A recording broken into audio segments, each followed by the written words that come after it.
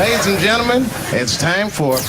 It's the Real Jonathan Smith Show on Indy's Sports Ticket, 1430 AM and 99.5 HD2. What's going on? It's the Real Jonathan Smith Show here on Indy's Sports Ticket. Special treat today. On from 10 to 1. Great Dan Doggett. He is out today, so 3-hour show, 10 to 1. A lot of stuff to get to. A lot of Colts, a lot of Jaguars, a little bit of playoff baseball. Right, Jim Coyle, he's set to join me at noon. He's at Big Ten Basketball Media Day, so we're going to talk a little IU football with him, a little bit of IU basketball with him, some of the things he's looking forward to Mike Woodson talking about today at Big Ten Media Days. Destin Adams of AtoZ Sports, he covers the Colts for that outlet. He's joining me at 11. We're going to talk Colts and Jaguars, and that is where I want to start today. I want to start with the Colts. I want to start with the Jaguars. When I look at this football game, okay, week 5, 5th game of the year, Colts have an opportunity to get over the 500 mark, but they got to go on the road to Jacksonville with potentially a backup quarterback. And when I look at the big storylines heading into this game, like those are the two things. Like, what if Joe Flacco plays? And it's in Jacksonville, which, as we all know, has not been too kind to this Indianapolis Colts franchise over the last, 9 times that they've played down there. And for those of you who don't know, Anthony Richardson was limited at practice yesterday. He participated in the individual drills, but he didn't participate in like the full practice, like no 7-on-7, no 11-on-11, even though I don't think that they really do 11-on-11 at this point in the year. But, he only did the individual stuff. So that leaves the door open for Joe Flacco to be the starter come Sunday. Some people are hoping for that. I am not one of those people. But what if my wish doesn't come true? What if Joe Flacco winds up being the starter? What is the offense going to look like without Anthony Richardson and without Jonathan Taylor? He didn't practice at all yesterday. He's got that high ankle sprain. I don't care how mild it is, because apparently it's a mild high ankle sprain, whatever that means. I don't care how mild it is. Those high ankle sprains are not fun to deal with, and I don't think we're going to see him on Sunday. That means that the Colts backfield could potentially consist of 39-year-old Joe Flacco and Trey Sermon or Tyler Goodson. Oh, my gosh. If this winds up being the case, which, there's definitely a chance that it could be, then this is going to be a Shane Steichen game. This is a game where Shane Steichen, who I have given a ton of praise to, that people in the Colts media have given a ton of praise to, that Jim Irsay, went on TV during the preseason and waxed poetic about, comparing him to Don Shula. This is going to be an opportunity for Shane Steichen to prove all the people that have sung his praises correct. If the Colts win on Sunday without Anthony Richardson and without Jonathan Taylor and with all these injuries on defense, it'll be because Shane Steichen called one heck of a game. Okay? And I've got some faith and confidence in Shane Steichen to go out there and call a great game without Anthony Richardson and without Jonathan Taylor, because we've seen him do it before. We saw him do it last year. He won games last year with Gardner Minshew and Zach Moss as his starting quarterback and starting running back. 9 games, to be exact. Okay? He can win a game, Shane Steichen. He can coach his team to a win against an 0-4 Jacksonville team with Joe Flacco and Trey Sermon. Now, it is a downgrade. I don't think Joe Flacco is as good as Gardner Minshew. I don't think Trey Sermon is as good as Zach Moss. But this Jacksonville team, 0-4, they're reeling. I think the start of this game is going to be incredibly important, right? Because look, when you're 0-4, I don't care how much money you're getting paid. I don't care if you're playing for your next contract. There's a lack of confidence there. And, if the Colts come out and they go up, 14-0 relatively quickly, then I wouldn't be surprised in the slightest if we saw the Jacksonville Jaguars fold. But if the Colts go out, maybe Joe Flacco has an early turnover, Jacksonville goes up like 10-0 in the first quarter, then they have momentum, then they have some confidence, then they have something to actually believe in. Like, that cannot happen if the Colts want to win on Sunday. And that is the most important thing for Joe Flacco. he has to avoid turnovers.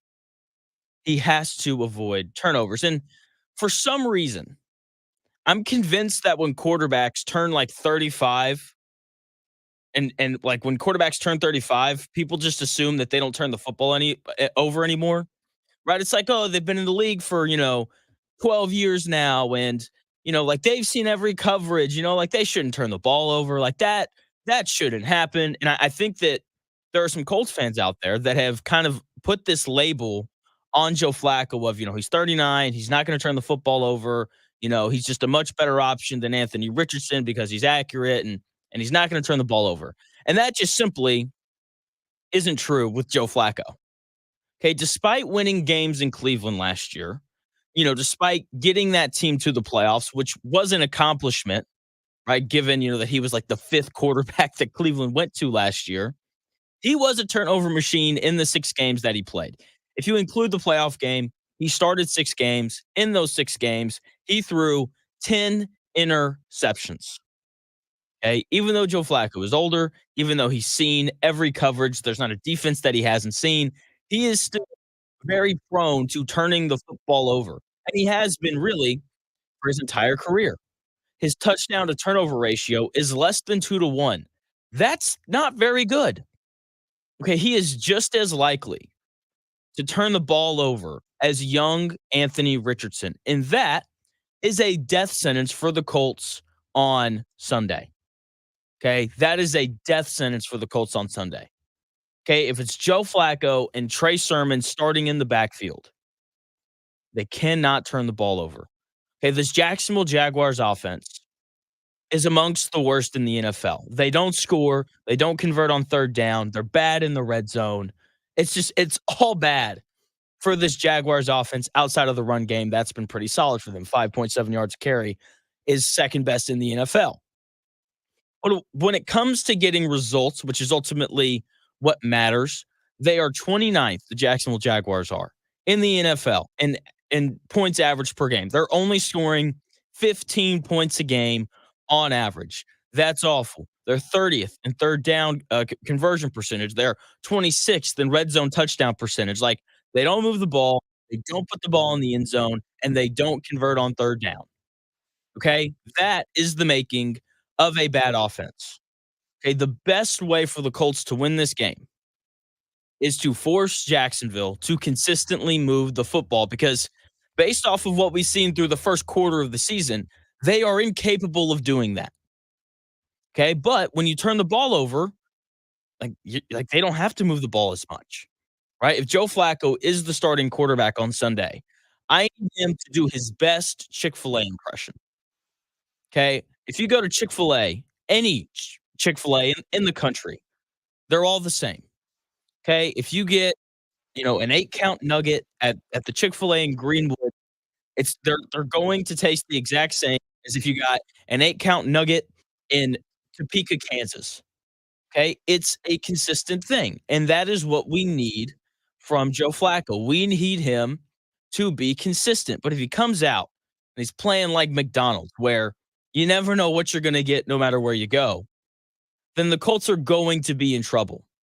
Okay, this is not a game where the Colts have to light up the scoreboard and score 35 points to win. Okay, that is not what is required. Okay, if they can get into the 20s, then I think they'll have a great chance to win on Sunday, right? And their best chance to do that is to avoid turning the football. Okay, if they can avoid the turnovers, they should put up points. Okay, for the Jacksonville Jaguars, no Josh Hines Allen, their elite pass rusher who had 17 sacks last year. Okay, one of the best pass rushers in the NFL. He's not playing Sunday. He suffered a concussion this last week against the Texans. No Devin Lloyd, who is amongst the Jaguars' leaders in tackles on the year. Okay, so they're a little banged up on the defensive side of the football. If Flacco can just be consistent, if he can move the chains, if he can convert on 3rd and 4, if he can avoid turnovers, then this Colts football team should win. I trust this defense to do their part, in part because this offense is so terrible. And I also trust for Trevor Lawrence to continue his struggles. And that's the path to victory for the Colts on Sunday. A consistent Joe Flacco, a solid defensive effort, and they should be fine. I have to be honest, though. I don't think we're going to see Joe Flacco on Sunday. Once again, Anthony Richardson was limited on during practice yesterday. He was asked before practice about going back to Jacksonville and all those things, and he was asked the likelihood of whether or not he's going to be good to go. A Oh, yeah, solid for sure. We never had any doubt about defensive. coming back. It was really just up to me and how my body feels. So, like I said, just taking it day by day. Like you said, the plan is for him to play on Sunday. Like that is what it seems like is going to happen. And hopefully he does, because he needs to continue to improve. He needs to continue to get better. And this is a real opportunity for him to kind of show the best version of himself, because this Jacksonville Jaguars defense isn't very good either. Okay. And as we talk about Joe Flacco and Anthony Richardson, I don't like how it feels like you have to pick a side. Okay, like it's just not a fun thing to deal with, right? And this Anthony Richardson injury has led to this conversation that feels like it's Joe Flacco against Anthony Richardson. And it's not that. There's no quarterback controversy. There's not, and there shouldn't be. Okay, Joe Flacco he's an outstanding backup. He's the second best backup quarterback in the NFL. I went through all of them last night.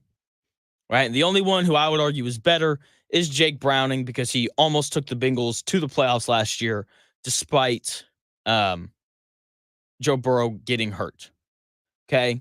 So he's a good, solid, viable option at the backup quarterback position. But Anthony Richardson's the future, so he needs to play.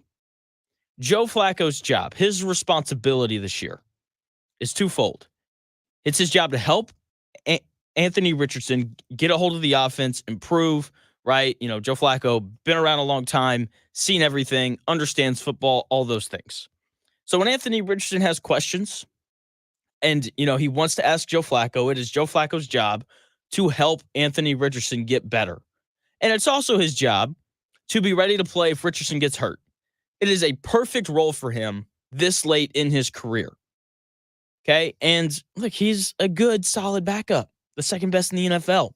When he comes into games, Joe Flacco, like he doesn't worry you like some of the other backup quarterbacks in the NFL do. For example, like if you're the Denver Broncos, right? Or if you're a Broncos fan and you're watching your team on Sunday and, Bo Nix goes out, and then you look up and Zach Wilson comes trotting out onto the field, like Broncos fans everywhere are going to panic because Zach Wilson doesn't exactly soothe your feelings when he runs out onto the field to play quarterback for your favorite team. Whereas for Joe Flacco, last week when he came into the game, I don't know about you, I wasn't worried.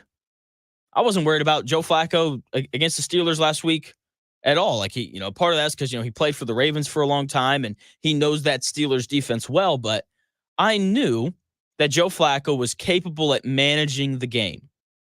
Okay, I knew he was capable of converting 3rd and 4 and doing those things. And he did just that. And it was just enough, just barely enough, for the Colts to hold on and win that game. Shout out to Justin Fields for taking a snap off his face mask, because if that hadn't happened, then I don't know if the Colts would have pulled that one out. Okay, and hopefully Joe Flacco can give us a similar performance on Sunday as to what he gave us this last week. Okay, convert 60%-ish of your passes. Don't turn the ball over. And the Colts should have a decent chance to win this game on Sunday. The one thing about Joe Flacco that I thought was obvious against the Steelers that I do think that this Colts offense is really going to miss with him as the quarterback. The Colts had a couple shot plays in there, and Joe Flacco didn't hit one of them. He didn't hit one of them. And look, converting 3rd and 4 is nice. It is. But ultimately, if you want to score points in the NFL, like you have to hit a couple big explosive plays down the field. Joe Flacco had a couple opportunities last week against the Steelers to do that, and he didn't hit one of them. He didn't hit one of them. So it's going to be interesting. Once again, it seems like the plan is for Anthony Richardson to play quarterback on Sunday. That would be the best option for the Colts, especially if Jonathan Taylor is ruled out, which I'm assuming that he's going to be. Coming up at 11 o'clock, I'm going to talk to Destin Adams, Colts reporter for AtoZ Sports. We're going to talk Joe Flacco. We're going to talk Anthony Richardson. We're going to talk about this Jacksonville curse. The Colts are, being completely incapable of winning down there the past 9 times that they've been down there. That's kind of the other storyline looming over this game. Shane Steichen, Colts head coach, was asked about it yesterday. I'm going to play that clip for you when we come back here in about 4 minutes.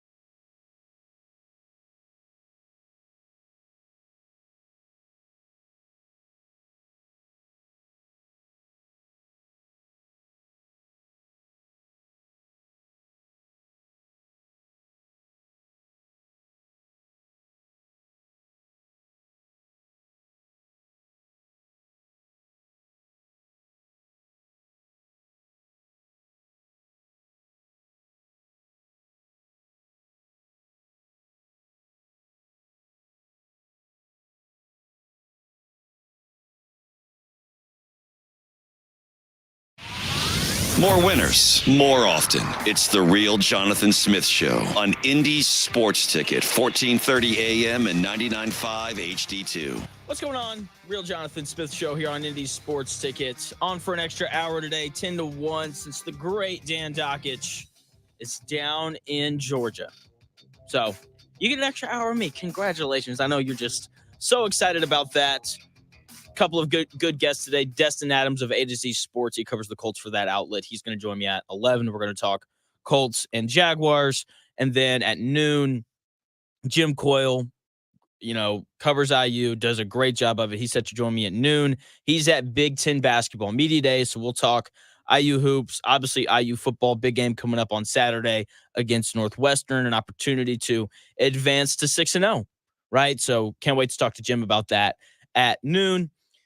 But we're still talking Colts because these games in Jacksonville just never seem to go according to plan. That is the other big storyline for the Colts outside of Anthony Richardson, being hurt. Will he play? Will he not play? All that kind of stuff. And because these games in Jacksonville have gone so horribly over, the past 9 years, the media asked Colts head coach Shane Steichen yesterday about this 9-game losing streak in Jacksonville. This morning when I had the team meeting, I talked about, the standard, and the standard doesn't care about how talented you are. It doesn't. It cares about how consistent you are and how disciplined you are. And we got to be disciplined and consistent in our approach every week. It doesn't matter who we're playing, where we're playing. I don't care that they're 0-4. They're a damn good football team. They've had some close games, obviously, that could have went either way. And we got a division opponent that we got to go beat. That was Colts head coach Shane Steichen right there when he was asked about the Colts' struggles. That's probably too light of a word in Jacksonville over almost the past decade. He clearly doesn't care about it. I don't think his players care about it, and it's something that they don't need to care about. Seriously, if they show up and they play their best, then they'll have a chance to win. And honestly, the Colts' best is better than Jacksonville's best. It is. Okay, it's really that simple, right? And you heard Coach Steichen talk about the standard, and that's something that every coach talks about. Every coach has a standard, and, I don't know what the standard is, but they all seem to have one. And look, if they meet it, then I'm sure they'll win. Thanks, Coach. But the issue is they haven't met whatever that standard is the last 9 times they've been down there. They've lost 9 straight games in Jacksonville. I don't have to tell you that. You already knew that. Okay, when I moved here 3 years ago, that was the first thing that I was told. I showed up, went to, a nice little coffee shop in the fall, and I'm talking to the barista dude and hey, man, can I get this coffee to drink? And he's like, yeah, man, the Colts haven't beaten Jacksonville in 7 years. And I was like, oh, thanks, man. Didn't ask about that, but all right, thanks. But it's now 9 times, which is honestly incredible. And the interesting thing, because, I have no life. I went back. I looked at all the old games, looking at box scores. They haven't come close to winning down there. Okay, of the 9 losses, only 3 of them have been one-possession games. One of those games, the final score was 6-0. Okay, they gave up 51 points in one of those losses, the Colts did. They've been shut out twice. You know how hard it is to get shut out in the NFL? It's really hard. It's incredibly difficult to do that. And they just can't seem to play a complete game when they go down there. And look, I don't know what it is. I have no idea. But we've seen similar things to this before. The Philadelphia Eagles struggled to go down to Tampa Bay and win. Don't know why, but they always have. They always have. Okay, now, the Eagles winning in Tampa Bay or losing in Tampa Bay, not to the same level as the Colts losing in Jacksonville, but I don't think it's uncommon for teams in the Midwest, the Northeast, the Northwest. I don't think it's uncommon for them to struggle when they go down south and they have to play outside, especially when they go to Florida, hot and humid in Florida. That is exactly what it is. Like when we look at, the great Tom Brady and Bill Belichick and their time in New England, they lost to the Dolphins more than anyone else when they were in New England. And I think a large part of that is because, like, when you're in the cold or just not in the heat and humidity year round, it's hard to go down to Florida and deal with the weather, even if you're from there. Like I was, on Twitter the other day, and, someone brought up the weather in Jacksonville, and, how that could impact, Anthony Richardson. And, someone was like, well, he's from Florida, so it's not that big of a deal. Oh, no, it is, because he lives here now. Okay. And anytime you go down there and you have to deal with that weather, like, it has an impact on you. It just does. I think that this applies to college football as well. You know who doesn't lose at home in September? The Florida Gators in Miami, unless they're, playing, another school from Florida, right? Because you travel down into this hot, humid weather that you're not used to. Your conditioning isn't really built for it. And it's a decent part of why you lose. And I'm willing to bet that a large part of why the Colts struggle when they go down there is because it's just tough to adjust to the weather. And it's not going to be good weather when they go down there this time.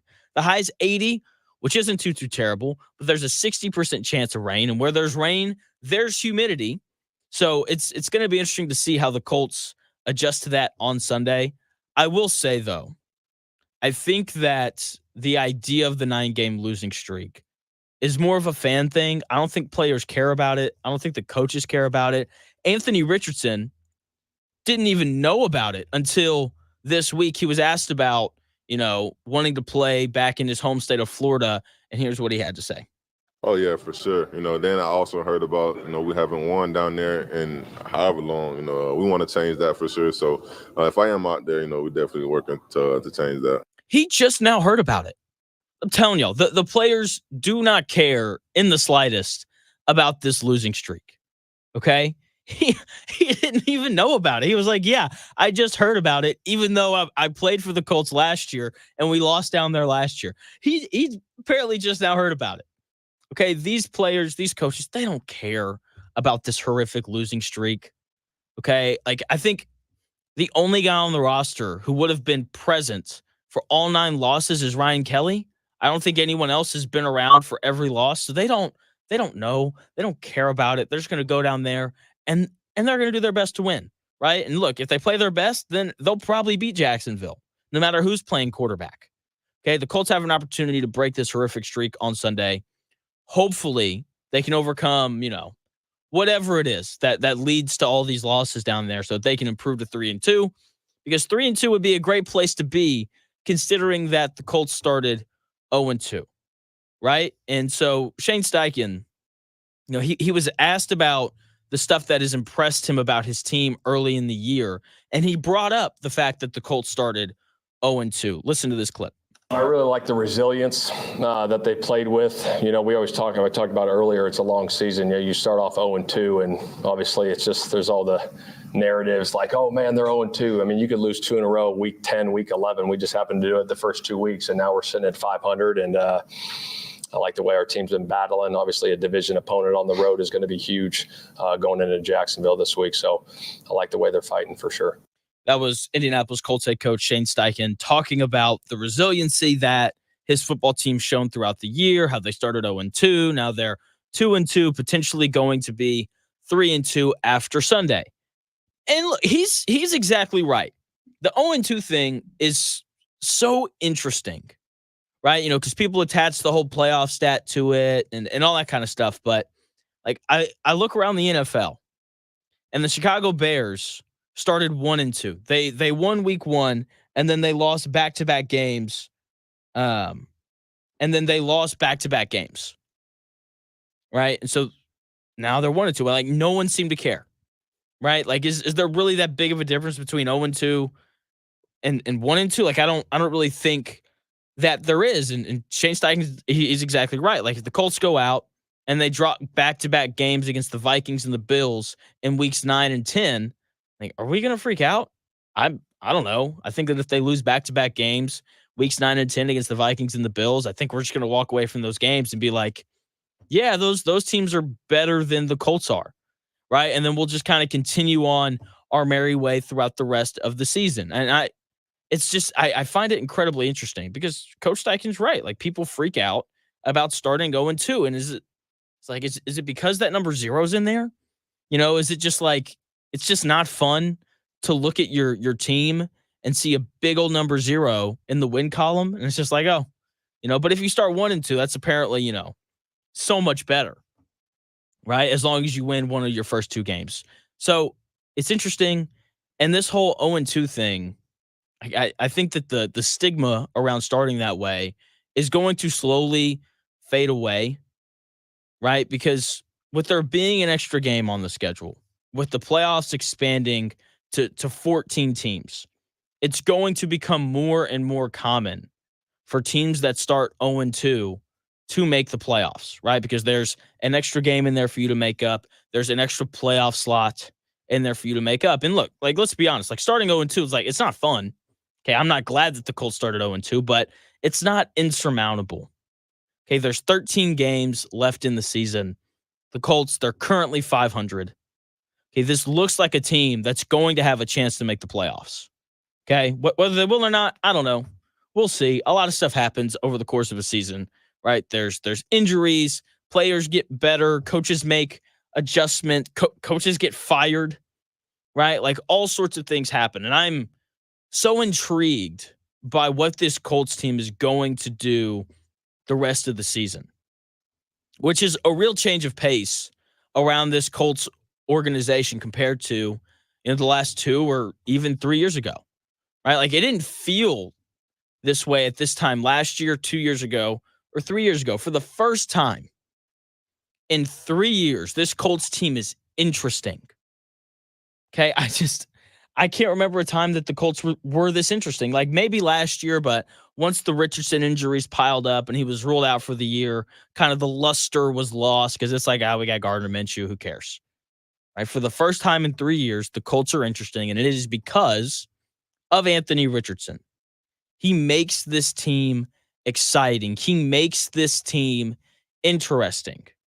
And whether you like him or not, whether you think he's the future or not, it's nice to root for a team that's exciting as opposed to being the boring product that the Indianapolis Colts have been repeatedly over the last, 3, 4, 5 years, really going back to when Andrew Luck retired. Maybe that year with Phillip Rivers was interesting. I don't know. I got to be honest. I don't really remember it, which tells me that it really wasn't all that interesting. So I'm excited for this Colts game on Sunday. I just got a text. It looks like Destin Adams is going to cancel on me. What a loser. Brutal, brutal, brutal, brutal. So just Jim Coyle today at noon. We're going to talk IU football, IU basketball. Cannot wait to have him on. Obviously, covers IU for Hoosiers.com, right? Works for ISB Radio as well. He hosts a show over there, doing a great job covering the Hoosiers. He's in Chicago for Big Ten Media Days, which Big Ten basketball this year is going to be so much fun, right? Bringing UCLA into the conference. USC, probably not as talented as some of these other Big Ten teams, but Eric Musselman is one of the best coaches in the sport. And so Big Ten basketball this year, like, it's not that far away. We're like a month away from the start of college basketball season. Like, I can't wait. College basketball right around the corner. NBA basketball is right around the corner. Should be a great time. Colts football, though, still riding strong. Colts, Jags, Sunday, 1 o'clock. Cannot wait for that. But we've also got football tonight. We got playoff baseball going on. And I want to talk about Thursday night football and, more importantly, playoff baseball when we come back here in about 4 minutes.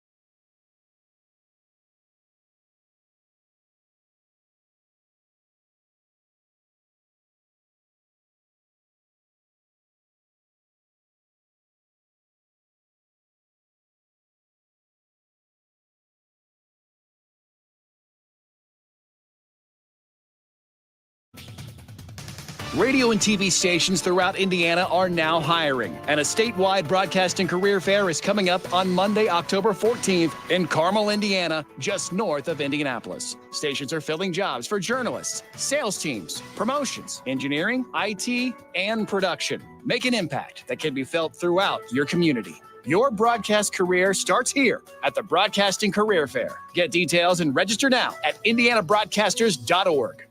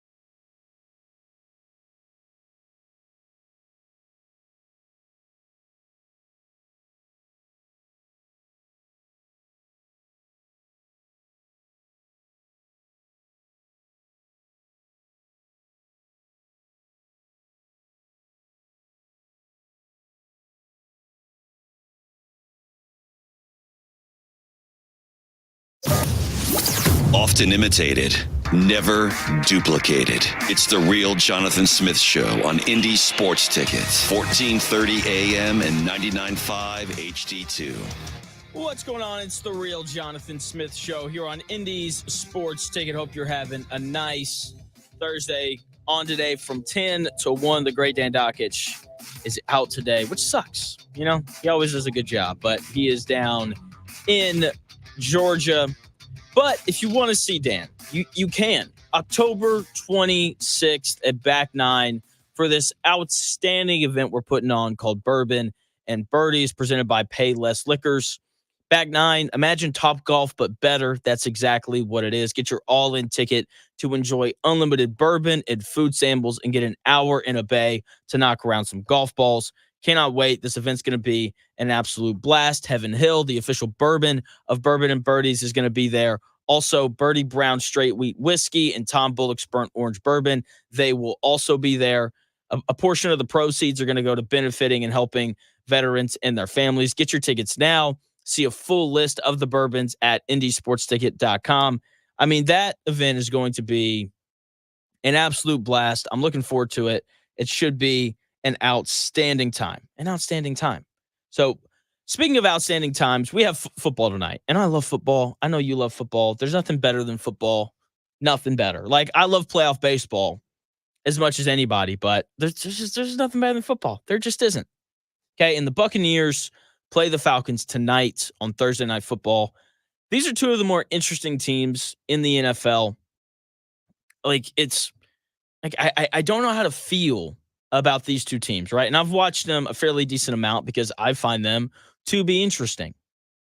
Okay, I think both of them are like good and capable of winning games. You know, Buccaneers 3-1, Falcons are 2-2, but there's something holding me back on both of them.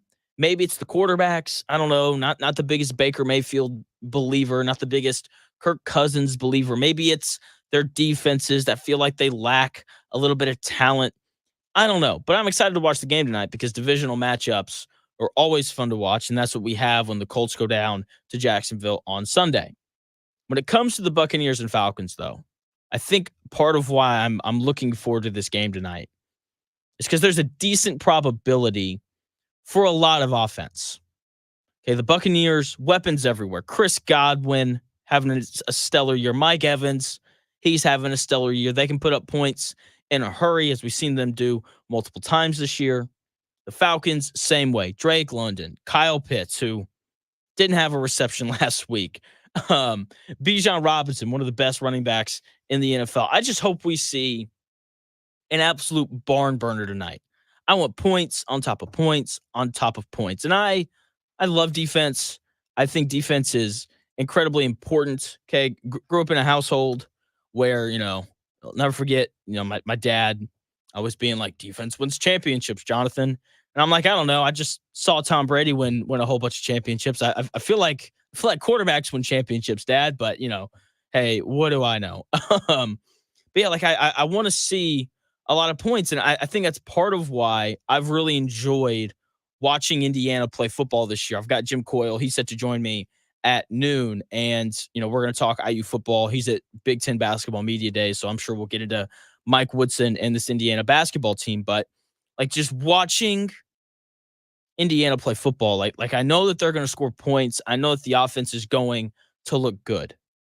Okay, like their lowest point total this year is 31 points, and that came against FIU. Okay, like this is a team that is going to score, and I don't know about you, but like those are the best teams to watch. I've talked a lot about just the defense and how fast and physical they are, and like that's great, but like you have to score as well. And Rourke has done a good job this year. I know he was a little shaky against Maryland on Saturday, throwing 2 really bad interceptions. But like outside of that, like the guy's completing 73% of his passes on the year. He's thrown for 1,300 yards through 5 games. I mean, he's absolutely slinging it. And then when it comes to their ability to run the football, I mean, they're running the ball incredibly well, right? Like I've talked a lot about the physicality of this Indiana football team on defense, but they're very physical on offense as well, right? Averaging 5 yards a carry, right, on the season amidst their, stable of running backs. I mean, they've got, like 6 guys who have 15 or more carries on the season. Like they've got a lot of dudes who are capable of running the ball. They're a big physical football team, and it's part of why I think that they're going to find some success in conference play, right? Because the Big Ten, it's a big physical conference where you have to be able to run the football, a lot of big linemen, and Indiana football undoubtedly checks that box. Kurt Cignetti and just his ability to turn this program around in such a short amount of time. And I get it, the schedule, they haven't played anybody,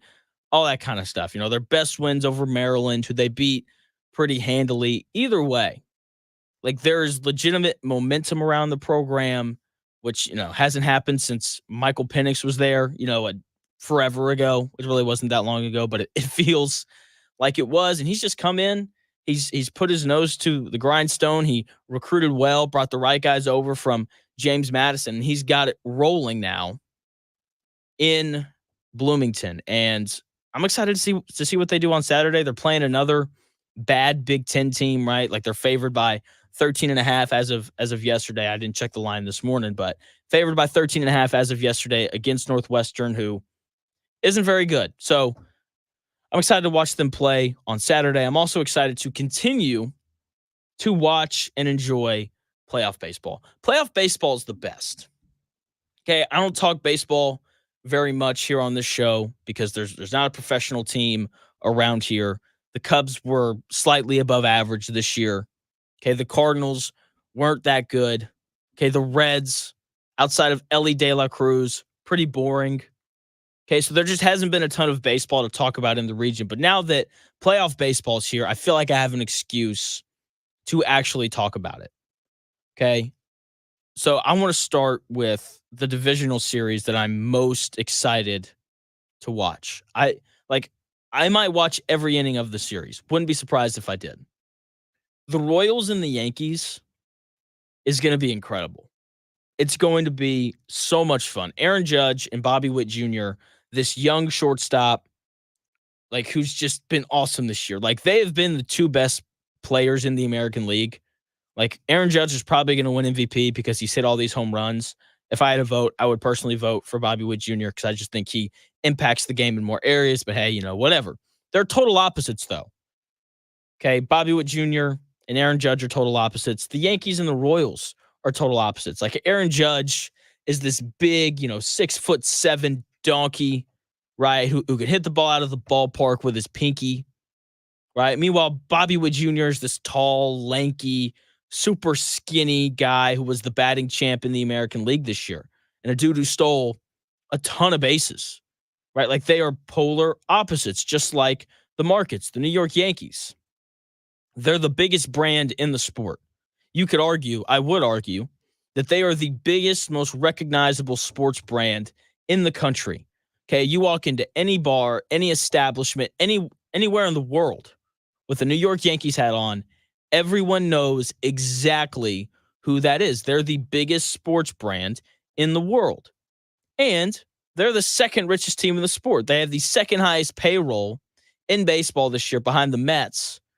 Right. Meanwhile, the Royals are this small marketed team, right? They're 21st in payroll this year, right? They snuck into the playoffs while the Yankees, slugged their way into it. It's Juan Soto, it's Aaron Judge, it's Giancarlo Stanton, Gleyber Torres, Garrett Cole, big names, big stars. Like, that's who the Yankees are. And then you got the Royals, where it's like, I know Salvador Perez because he's been there a long time. I think Whit Merrifield still plays for them. I really don't know. I know Bobby Witt Jr. just because he was the number 2 overall pick a few years ago. Right? I can't wait for this series. I'm pulling for the Royals because I can't stand the Yankees. Can't stand them at all, like everyone else who's not a Yankees fan. Okay? I really like and respect Bobby Witt Jr. I'll never forget 2019, the summer that he got drafted. I went down to Dallas to play summer ball after my freshman year of college. And I'm playing with all these guys who know Bobby Witt Jr. And ever since I played with all those guys, I've just been pulling for Bobby Witt Jr. because I sat around and I listened to all these guys look at me and be like, Bobby Witt Jr. isn't that good. He just got drafted number 2 overall because of who his dad is. Bobby Witt played in, played Major League Baseball and all that other kind of stuff. And ever since that moment, I'm like, I want Bobby Witt Jr. to be an absolute stud. Like that's what I want. That's what he's turned into. And hopefully that continues. And I'm also looking forward to watching one of the, if not the best story in sports right now, the Detroit Tigers. Okay, they've been a great story. They're incredibly hot right now. And this is what makes playoff baseball so great. And it's my number one argument for why baseball should not have a 162-game season. Playing 162 games in baseball is completely pointless. The only reason why they do it is because they can and they make more money. That's the only reason. Right? But at the end of the day, when it comes to how the playoffs work, they mean nothing. They mean absolutely nothing. Okay? Like you have these teams, that, win 100 and something games, and all the diehards who are watching games in the dog days of July, and they're telling you about OPS plus and WAR and all these advanced statistics that you and I really don't care about. And they're like, oh, the Los Angeles Dodgers, the Yankees, whoever, fill in the blank here.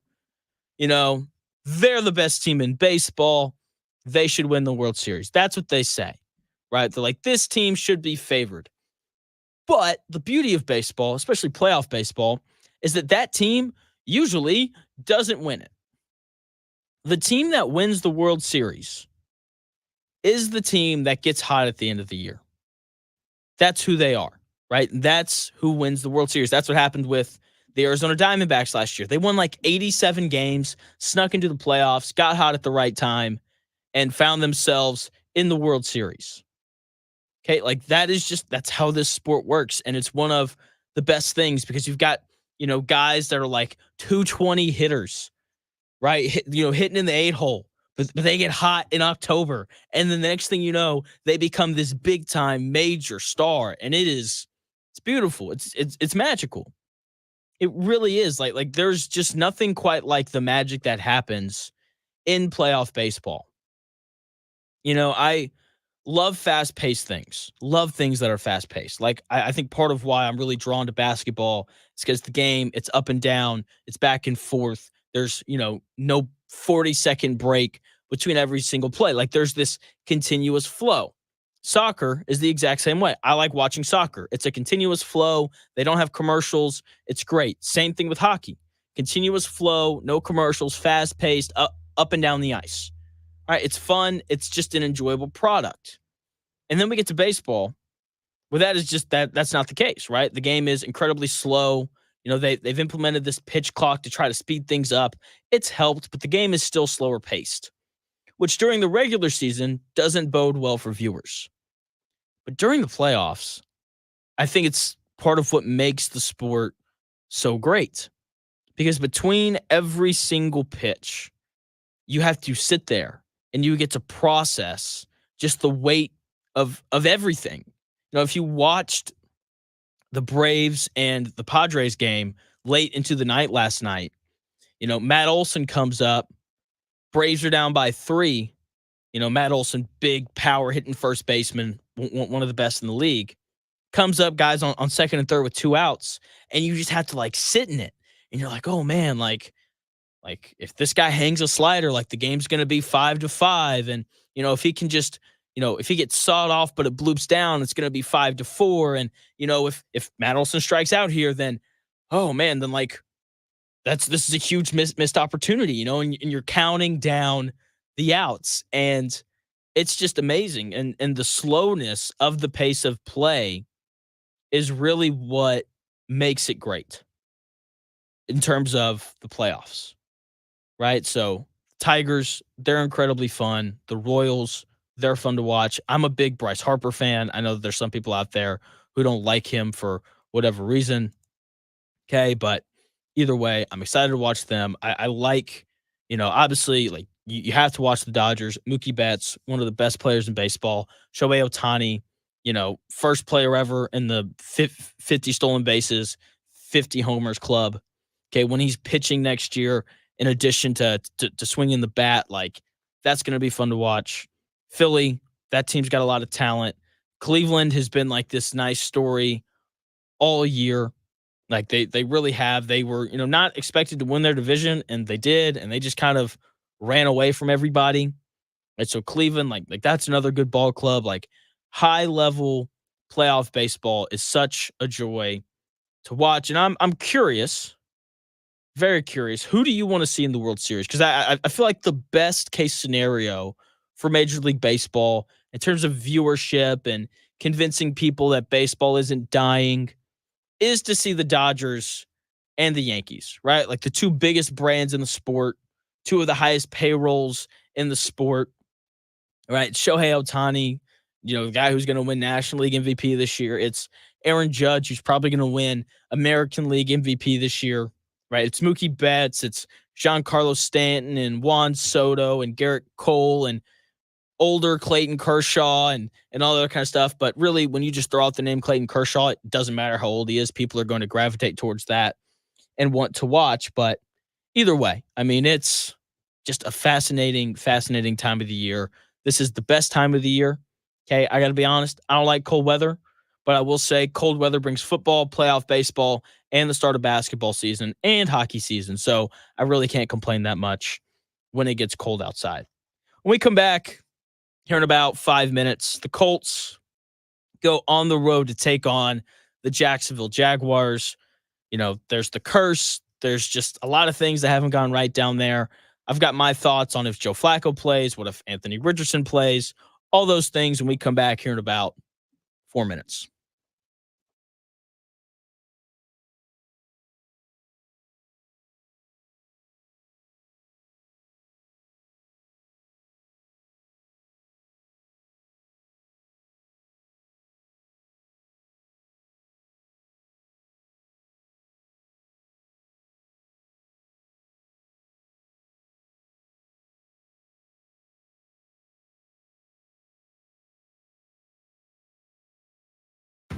See website for details. Bill Sappin is not a lender and does not make credit decisions. Must be 18 years old. Not available in all states.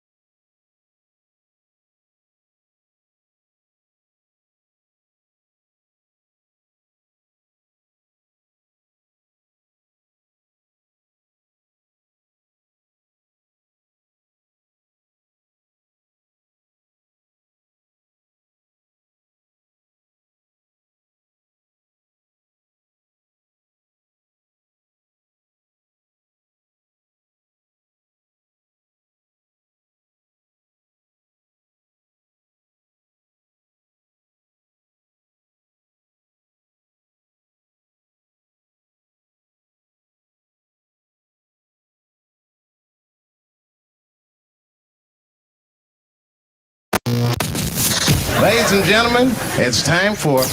It's the Real Jonathan Smith Show on Indy Sports Ticket, 1430 AM and 99.5 HD2. What's going on? The Real Jonathan Smith Show here on Indy Sports Ticket, hour number 2 out of 3. That's right, 3-hour show today. Thanks for tuning in. No matter how you're tuning in, whether you're listening via 1430 AM, just driving around the Indianapolis area, maybe you're listening via the Indy Sports Ticket app, which is also greatly appreciated. You can download that app wherever you download your apps at. The App Store, the Google Play Store, wherever you get your apps from. Maybe you're watching on YouTube. The best way to watch, the absolute best way to watch, head over to YouTube, Indy's Sports Ticket. You can subscribe, join the live stream, and you can, chat in the little chat section. I see some of them, not all of them, but, hey, all good. Something that's not all good is this Colts roster. There are just a ton of injuries. So many injuries for this Indianapolis Colts team. A bunch of guys didn't practice yesterday. Anthony Richardson was limited. And just here, really quickly, here are the list of injuries for the Indianapolis Colts. Anthony Richardson's day-to-day. As I said, though, he practiced yesterday. I think we're going to see him on Sunday. But then again, he's listening to his body. So, we'll see. Jonathan Taylor has the mild high ankle sprain, whatever that means. Ryan Kelly didn't play last week. He's got something going on with his neck. Jelani Woods is on IR. DeForest Buckner's on IR. Samson Ebukam got hurt before the year started, tore his Achilles. He's on IR. Kwity Paye's been banged up. Tyquan Lewis just went on IR. Juju Brents is on IR. Kenny Moore got hurt. Injuries galore. And, we have to give Chris Ballard a little bit of credit. We do. For beefing up this defensive line. Okay, because as much as we want to talk about wide receivers and quarterbacks and all these things, everything starts up front on both sides of the football. Okay, if you have an offensive line that's like our southern border, and they just let everybody through, you're not beating anybody. You're not, right? And if your defensive line can't generate pressure, can't get off blocks, can't help stuff the run game, then guess what? You're not beating anybody. And say what you want about Chris Ballard, okay? But he's done a good job on both sides of the football, both the offensive and defensive line, of ensuring that no matter how many injuries the Colts have up front, the Colts are going to have capable defensive linemen that can step in and, contribute, right? Because just going through that list of injuries, I mean, there's 3 defensive ends that are out and DeForest Buckner, defensive tackles out. That's 4 guys. That's how many guys play on the defensive line, right? And it hasn't mattered for the Colts because Chris Ballard has done a good job of beefing up the defensive line, right? Creating depth there, right? Giving, room for injuries to happen. Okay, now, if you want to rip him for not doing that on the back end, be my guest, right? Because there's not a ton of talent back there at the top end, and, it's been rough. But actually, no, it hasn't been rough, right? The secondary has held their own, okay? We haven't walked away from a game yet and been like, you know why the Colts lost that game? Because the secondary was bad. Hasn't happened yet, right? And this defense has done a good job of forcing turnovers this year. The run defense has improved, and that has to happen again on Sunday because, once again, this is a Jacksonville Jaguars team that has found success running the football, 5.7 yards a carry. Tank Bigsby, Travis Etienne, really good duo of running backs that they want to lean on because Trevor Lawrence has been nothing short of awful this year. Nothing short of awful, right? But he could turn it around at any time.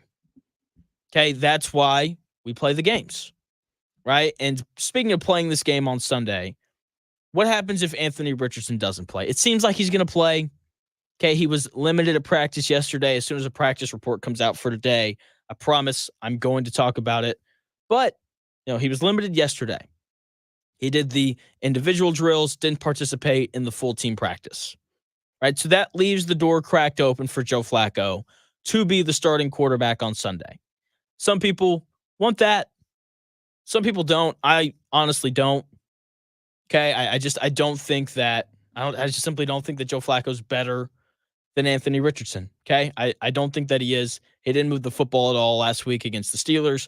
Meanwhile, in the 13 plays we saw from Anthony Richardson, to be fair, small sample size, he consistently moved the football. But what if Joe Flacco starts? What is the offense going to look like without Anthony Richardson and Jonathan Taylor? Right? Because so far through the first, 4 games, the identity of this Colts offense has been, we're going to run the football effectively, which they've done with both Anthony Richardson and Jonathan Taylor.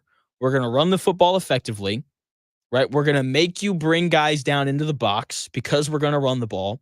And as soon as you do, we're going to send, Alec Pierce deep, and we're going to take the top off of your defense. Like, that has been the identity for this Colts offense to start the year. And with no Jonathan Taylor to kind of create the threat of the run game, and with no Anthony Richardson, a guy who has done a good job, completing deep balls this year, like, without either one of those guys, what does this offense begin to look like? Right? Like, what is this offense with Joe Flacco and Trey Sermon starting at quarterback and running back? Like, what does this offense look like? I'm incredibly interested to see what Shane Steichen decides to do, because if that's the starting, backfield, Joe Flacco and Trey Sermon, then this is an opportunity for Shane Steichen to make me look great, honestly. Right? From the takes that I've given standpoint, I kind of hope it's Joe Flacco and Trey Sermon, because if the Colts win this game with Joe Flacco and Trey Sermon starting, then it's going to be because of Shane Steichen. It's going to be because Shane Steichen put together some sort of outstanding game plan for Joe Flacco and Trey Sermon and for this Colts offense to be successful. Okay? Like, if they win on Sunday with no Anthony Richardson, no Jonathan Taylor, the two guys that the identity of the offense has been built around, if they win without them, then it's going to be because of Steichen. And he's completely and totally capable of winning games without those two guys, right? We saw him go 9-8 last year with Gardner Minshew and Zach Moss as a starting backfield for most of the year, right? And if he can go 9-8 with those two guys, then he can win a game against an 0-4 Jacksonville Jaguars team with Joe Flacco and Trey Sermon. Okay, the Jacksonville stuff is really interesting. Look, it's no secret. Like, I took the Jacksonville Jaguars to win the AFC South before the year started. I'm still holding out some hope. Just a little bit, not a lot, but we'll see. Some alarming quotes from Doug Peterson today. He was asked if he had lost the locker room, and his response was, "No, I have not lost the locker room." Sounds like something that a guy would say that's lost his locker room. So it's going to be interesting to see kind of how motivated that Jacksonville Jaguars team is coming into this game, right? Because look, starting 0-4, it's tough. Like, that's just not a fun place to be. I'll never forget my freshman year of college. We're playing, and we started 0-9 in conference. We got swept the first three series that we played. And I remember Coach Hooten. He's just an incredible person and an incredible baseball coach, just the best. Love Coach Hooten. And I'll never forget, we come out to practice after getting swept again on that Monday, and we're all just kind of waiting for, him to just lay into us, rip us, drop F-bombs. And it was always terrible because he always had a big old dip in his mouth. And whenever he'd yell, he spat it out everywhere. I'll never forget one of my buddies, Daniel Colasanto. He was like trying to fire us all up. Coach Hooten comes crashing in and he starts yelling. And basically we walk out and my friend Daniel has got dip spit just all over his face from Coach Hooten, right? So whenever he got upset, you didn't want to be anywhere near him. And we came out on that Monday, and Coach Hooten was just incredibly relaxed. Incredibly relaxed. He was like, look, we're 0-9, right? We've got, however many series left. He's like, let's just go win all of them, and we'll be fine. And that's exactly what we did. Okay, so sometimes teams respond incredibly well to being to starting terribly. Other times teams respond not so greatly, right? And it tanks their entire season. And, that's going to play a large role in what happens on Sunday. Like how does this Jacksonville Jaguars team behave after starting 0-4? Like, do they have the competitive spirit? Do they have the willingness to try and fight back from this? Or are they going to roll over? We'll see, right? But either way, whether they roll over or not, like, the Colts still have to go out and execute if they want to win the football game. And when I say execute, I mean just don't turn the ball over. That's the most important thing for Joe Flacco on Sunday. When quarterbacks, go over the age of 35 and they reach this like mentor, smart quarterback status like Joe Flacco has, I think people just assume that they don't turn the football over anymore. And that's just not the case. When we think about Joe Flacco, I think that there's two things that stick out. We think about the outstanding playoff run that he had in 2013, which was completely and totally uncharacteristic of him. He, and he wins Super Bowl MVP that year, right? That's a Super Bowl where the lights go out, John Harbaugh versus Jim Harbaugh. Geez, 11 years ago that happened. I think people think about that. And then, of course, there's recent history. And we think about what he did with the Browns last year. And the one thing that he has in common with those old Ravens teams that he won a bunch of games with and this Cleveland Browns team that he won games with last year is, first of all, he turned the football over all the time. Okay, last year in the 6 games that he started, he threw 10 interceptions. That's not great. The other thing that I would point to as to why he had success in Baltimore in his career and in Cleveland is that both of those teams had arguably the best defenses in the NFL when he was there.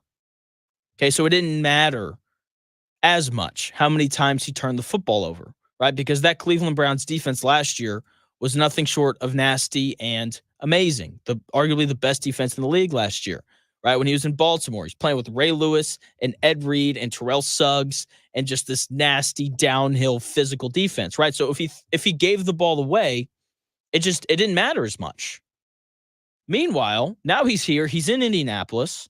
And while I have been nice, I would say, to this Colts defense, right? A defense that has held their own. They are not the Cleveland Browns of last year, and they are not the 2010s Baltimore Ravens on defense. Like, that's not who this Colts team is. So the most important thing for Joe Flacco is to avoid turnovers.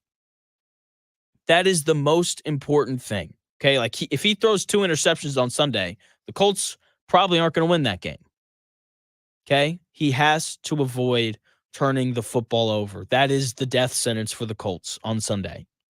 If it's Flacco and Trey Sermon, then they have to avoid the turnovers because, look, Joe Flacco, he's a fine backup. Okay, that's what he is. He's a good, solid backup quarterback. He doesn't bring the explosiveness to this offense to overcome turning the football over, right? Whereas, like, with Anthony Richardson, if he played on Sunday and he, he threw 1 or 2 interceptions, he still has the explosiveness both in the passing game and in the running game to get the Colts back into games quickly because you can score quickly with him as your quarterback. Joe Flacco, he didn't have that. So he can't turn the football over. Trey Sermon, Tyler Goodson, those guys have to hold on to the ball. Okay, because this Jacksonville Jaguars offense isn't very good.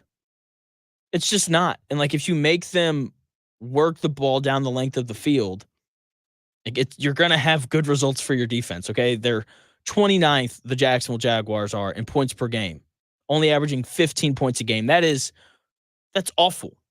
Okay, they're 30th in third down conversion percentage at only 25%. Like, they haven't consistently moved the ball down the field this year. And the best way for the Colts to win this game is to do something that I hate and just be boring, especially if Joe Flacco's the starting quarterback. Don't turn the ball over. Trust your defense, or more matter-of-factly, trust the fact that this Jaguars offense isn't very good, right? And win this game, 20-10. Seriously, like that is what the Colts are going to have to do on Sunday. And the only way for that to happen is if Joe Flacco, if he's the starting quarterback on Sunday, once again, is if he does his best Chick-fil-A impression. Okay, Chick-fil-A is the most consistent fast food restaurant in the country. Okay, whether you go to the Chick-fil-A in Greenwood, which is awesome, by the way, or if you go to the Chick-fil-A in, Topeka, Kansas, or Minnesota, whatever. Whichever one you go to, they're all the exact same. The food at every location tastes the same. The service is great at every location. Like, Chick-fil-A is the epitome of consistency. That's what Joe Flacco has to be. Just be consistent. Convert 3rd and 4. Right? Keep, the offense in third and manageable situations and then make the right read. If he comes out, playing like McDonald's where he's all over the place, then the Colts are going to get in trouble, right? And they're going to drop to 2-3 against a team that they should beat. This is a team that they should beat, right? They don't have to score 35 points to win this game. If they can break 20, then I love their chances to win on Sunday. And if Joe Flacco is the starting quarterback, that's only going to happen if he can avoid the turnovers. Okay, if he can avoid them, then they should be able to work the football into position to score. Matt Gay, need him to hit some kicks. All right, no Josh Hines-Allen or Devin Lloyd for the Jacksonville Jaguars, two important pieces of their defense. Like, the Colts should be able to consistently move the football, whether it's Flacco or Anthony Richardson at quarterback. The only thing that gets in the way of them winning this game is if they turn the football over.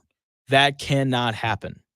Okay, when it comes to the idea of it being Joe Flacco or, Anthony Richardson being the starting quarterback, it's probably going to be Anthony Richardson based off of what he said yesterday. Yeah, for sure. We never had any doubt about, me coming back. It was really just up to me how my body feels. So, like I said, just taking it day by day. Up to how his body feels, but as of right now, it seems like the plan is for Anthony Richardson to play on Sunday based off of that quote that he just had right there, right? Hopefully he does. I think he gives the Colts the best chance to win, gives them the most room for error. Either way, I don't mind Joe Flacco. He's a good, solid backup. He's the second best backup quarterback in the NFL behind Jake Browning, the guy who backs up Joe Burrow in Cincinnati. Okay, he's a viable option, Joe Flacco is, at the quarterback position, but Anthony Richardson's the future. Anthony Richardson's the better player. Okay, I think Joe Flacco has done a good job this year of doing his job, right? Helping Anthony Richardson where he needs it and being ready to play if Richardson gets hurt. Okay, like he was perfect last week. He came in, he didn't give the game away, right? He scored when he needed to, right? And, he did his job, right? And, just speaking to him being a good backup, like he doesn't worry you when he comes into games. Okay, like if you're a Broncos fan and Bo Nix gets hurt and you see Zach Wilson run out there to take snaps, you feel like you're screwed. Like that's just the natural feeling that you have because we've all seen Zach Wilson play football. Whereas for Joe Flacco, I don't know about you, but when he came out, like I wasn't worried. I was like, yeah, like he can manage this game to a point where the Colts should be able to hold on and win. And they, barely held on. Thankfully, Justin Fields dropped a snap that put the Colts in a pretty advantageous, spot defensively.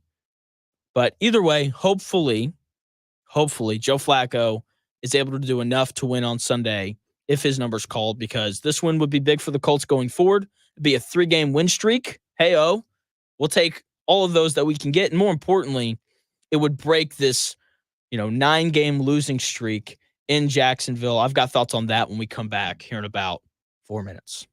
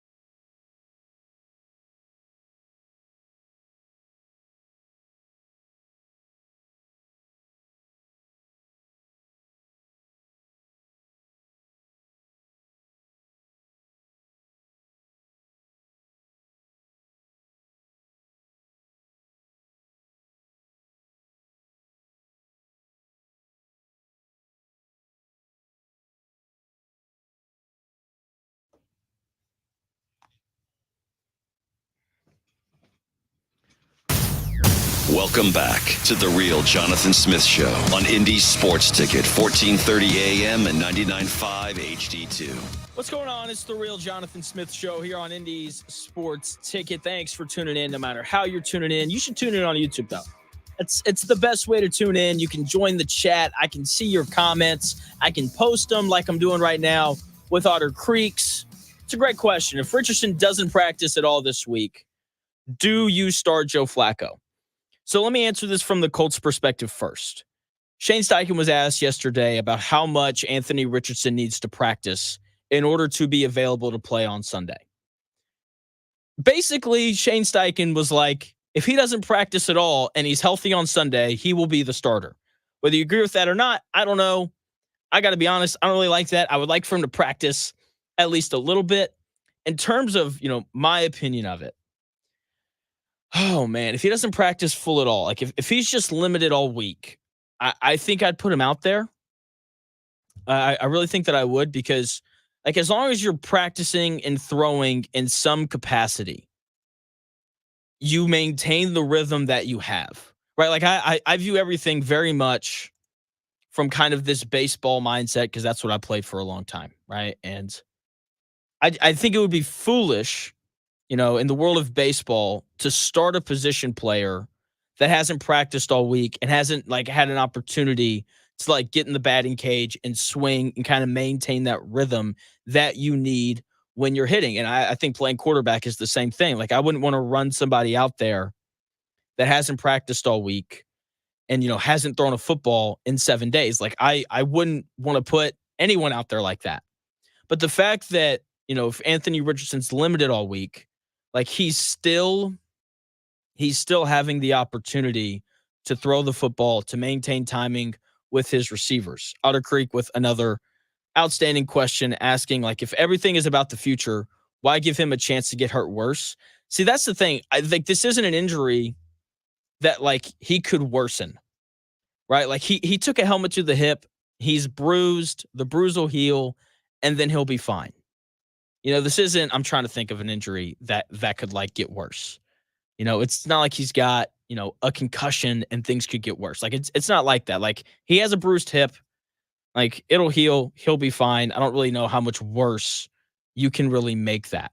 But we'll see. It'll be interesting. My thing is, as long as Anthony Richardson's able to stay in rhythm throwing the football and he's able to sit in on the meetings, figure out the game plan that, is going to be put in place for Jacksonville, then I think that he should play because he gives the Colts the best chance to win. And when it comes to traveling on the road to a place where you've lost 9 straight, I think that you should put the guy out there that gives you the best chance to win. Colts head coach Shane Steichen was asked yesterday about this 9-game losing streak and how he's kind of approaching the team knowing that this is kind of looming this weekend. This morning when I had the team meeting, I talked about, the standard, and the standard doesn't care about how talented you are. It doesn't. It cares about how consistent you are and how disciplined you are. And we got to be disciplined and consistent in our approach every week. It doesn't matter who we're playing, where we're playing. I don't care that they're 0-4. They're a damn good football team. They've had some close games, obviously, that could have went either way. And we got a division opponent that we got to go beat. That was Colts head coach Shane Steichen right there talking about the standard. And that's one of those words like culture, right? That gets thrown around. Every coach wants to establish a culture. Every coach has a certain standard. They never tell you what the standard is, but hey, Shane Steichen's got one. And that's good to hear, I guess. I wonder what Mike Woodson's standard is. Jim Coyle joining me at noon. We're going to talk Hoosiers basketball. He's at Big Ten Media Days for that. We'll also talk a little bit of IU football, chance to go 6-0 this upcoming Saturday against Northwestern. Here's the truth of the matter, though. Listening to that, Shane Steichen does not care about this losing streak. He doesn't care about it at all. As far as I'm concerned, he doesn't need to care about it. The players, they don't need to care about it. I'm pretty sure Ryan Kelly is the only player there that's been a part of every single loss. Okay, so they don't care about it. I got to be honest, I don't really care about it. Right? Because at the end of the day, if you show up and you just play your best, then you're going to have a chance to win. It's really that simple. You heard Shane Steichen there talk about the standard, whatever, the standard is. I'm sure that he has one. And if they meet it, then they're likely going to win. If not, they'll at least have a chance to win. The issue when it comes to the Colts playing in Jacksonville is they haven't met the standard the last 9 times that they've been down there. And most of the time, they haven't come anywhere close to the standard. Of the 9 losses that the Colts have suffered in Jacksonville during this losing streak, only 3 of them have been one-possession games. They gave up 51 points in one of these losses, which is incredibly hard to do. It's hard to give up 50 points in the NFL with the way that the clock runs. Okay, and usually teams, they try to run out the clock at the end of games when they're up big. Okay, so to give up 51, that's like borderline impressive. And they've been shut out twice, which is also incredibly difficult to do in the NFL. No one gets shut out.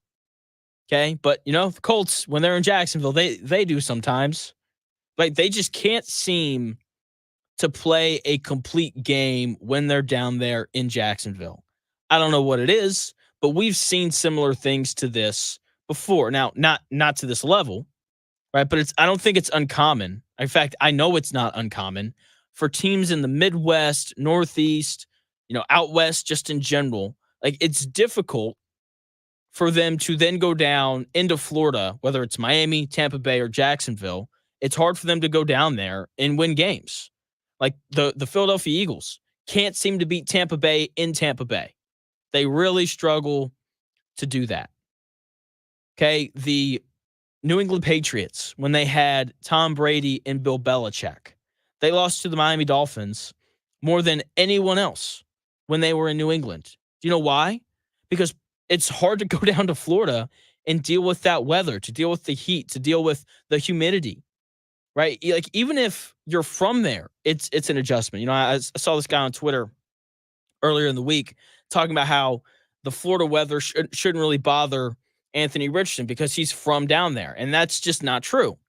Because he hasn't lived in and practiced in Florida over the past 2 months like that. Like, he hasn't done that. He's been here in Indianapolis.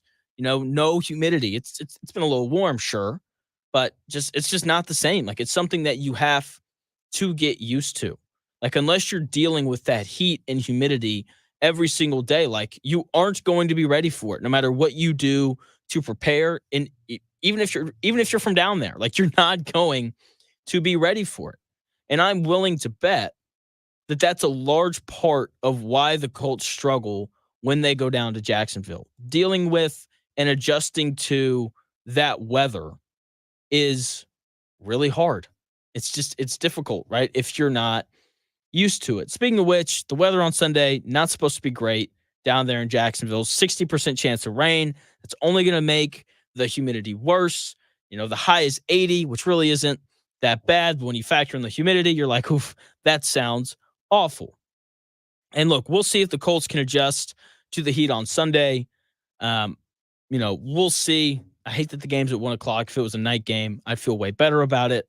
But ultimately, when it comes to this Jacksonville losing streak, I don't know. I think this is more of a fan thing than anyone else. Like, listening to, the Colts interviews yesterday, it became pretty apparent that Anthony Richardson didn't even know that this was like a thing until a couple days ago. Oh, yeah, for sure. Then I also heard about, we haven't won down there in however long. We want to change that for sure. So if I am out there, we're definitely working to change that. Anthony Richardson there. He doesn't even know how long it's been.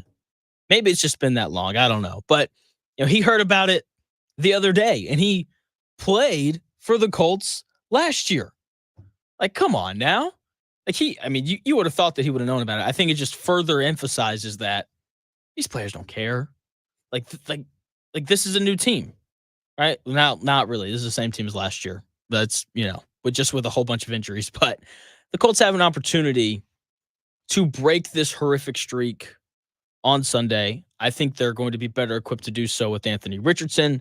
Seems like he's going to play. It seems like Shane Steichen wants to play him. With that being said, Joe Flacco, second best backup quarterback in the NFL, behind Jake Browning in Cincinnati.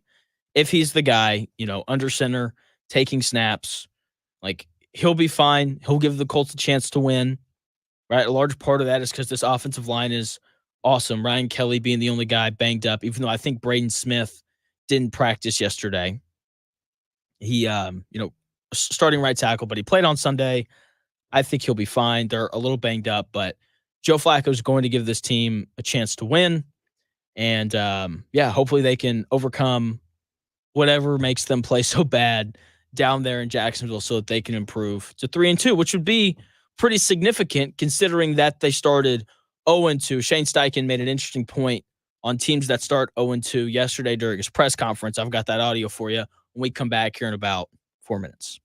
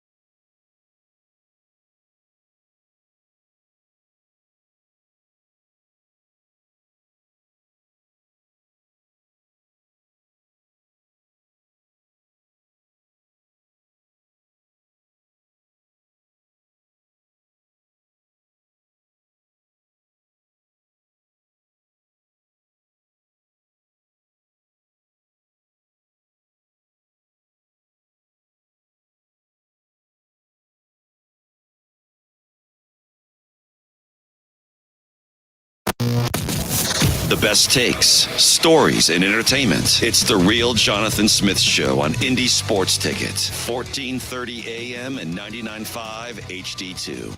What's going on? The Real Jonathan Smith Show here on Indy's Sports Ticket. Hope you're having a good one.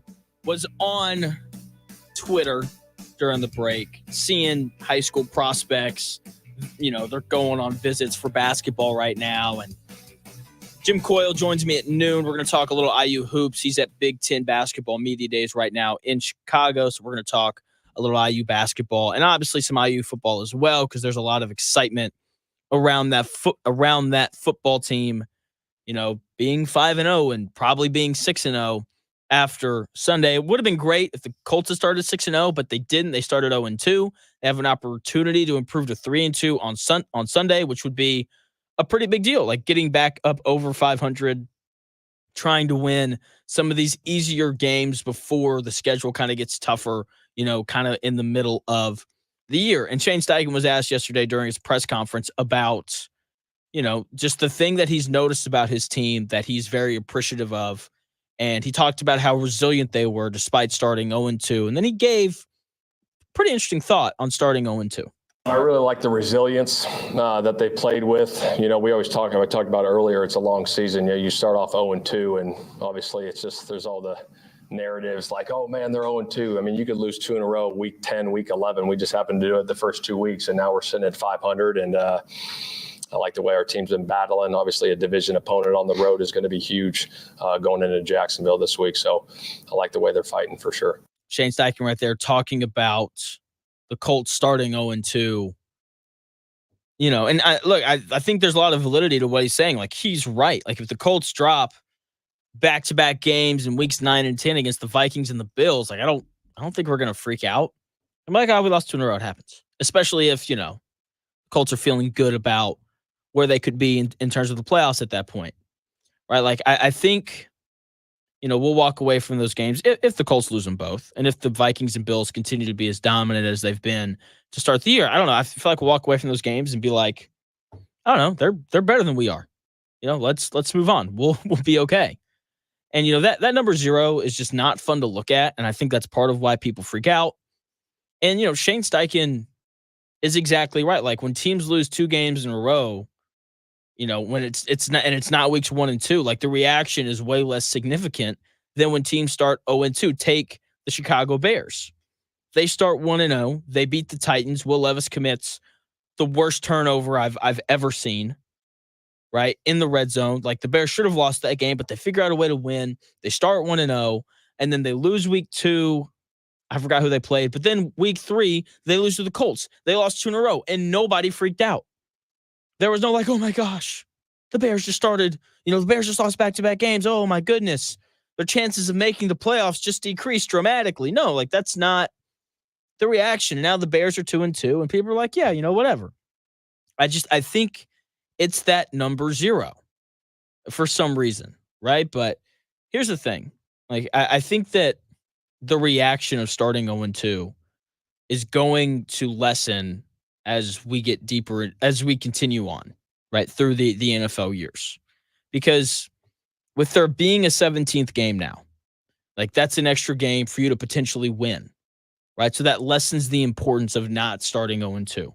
With there being, extra playoff spots now, right? Because, it used to only be a 12-team playoff. Now it's a 14-team playoff, right? Like, starting 0-2 is just less significant than it was. And, like, look, don't get me wrong. Starting 0-2 for the Colts is not ideal.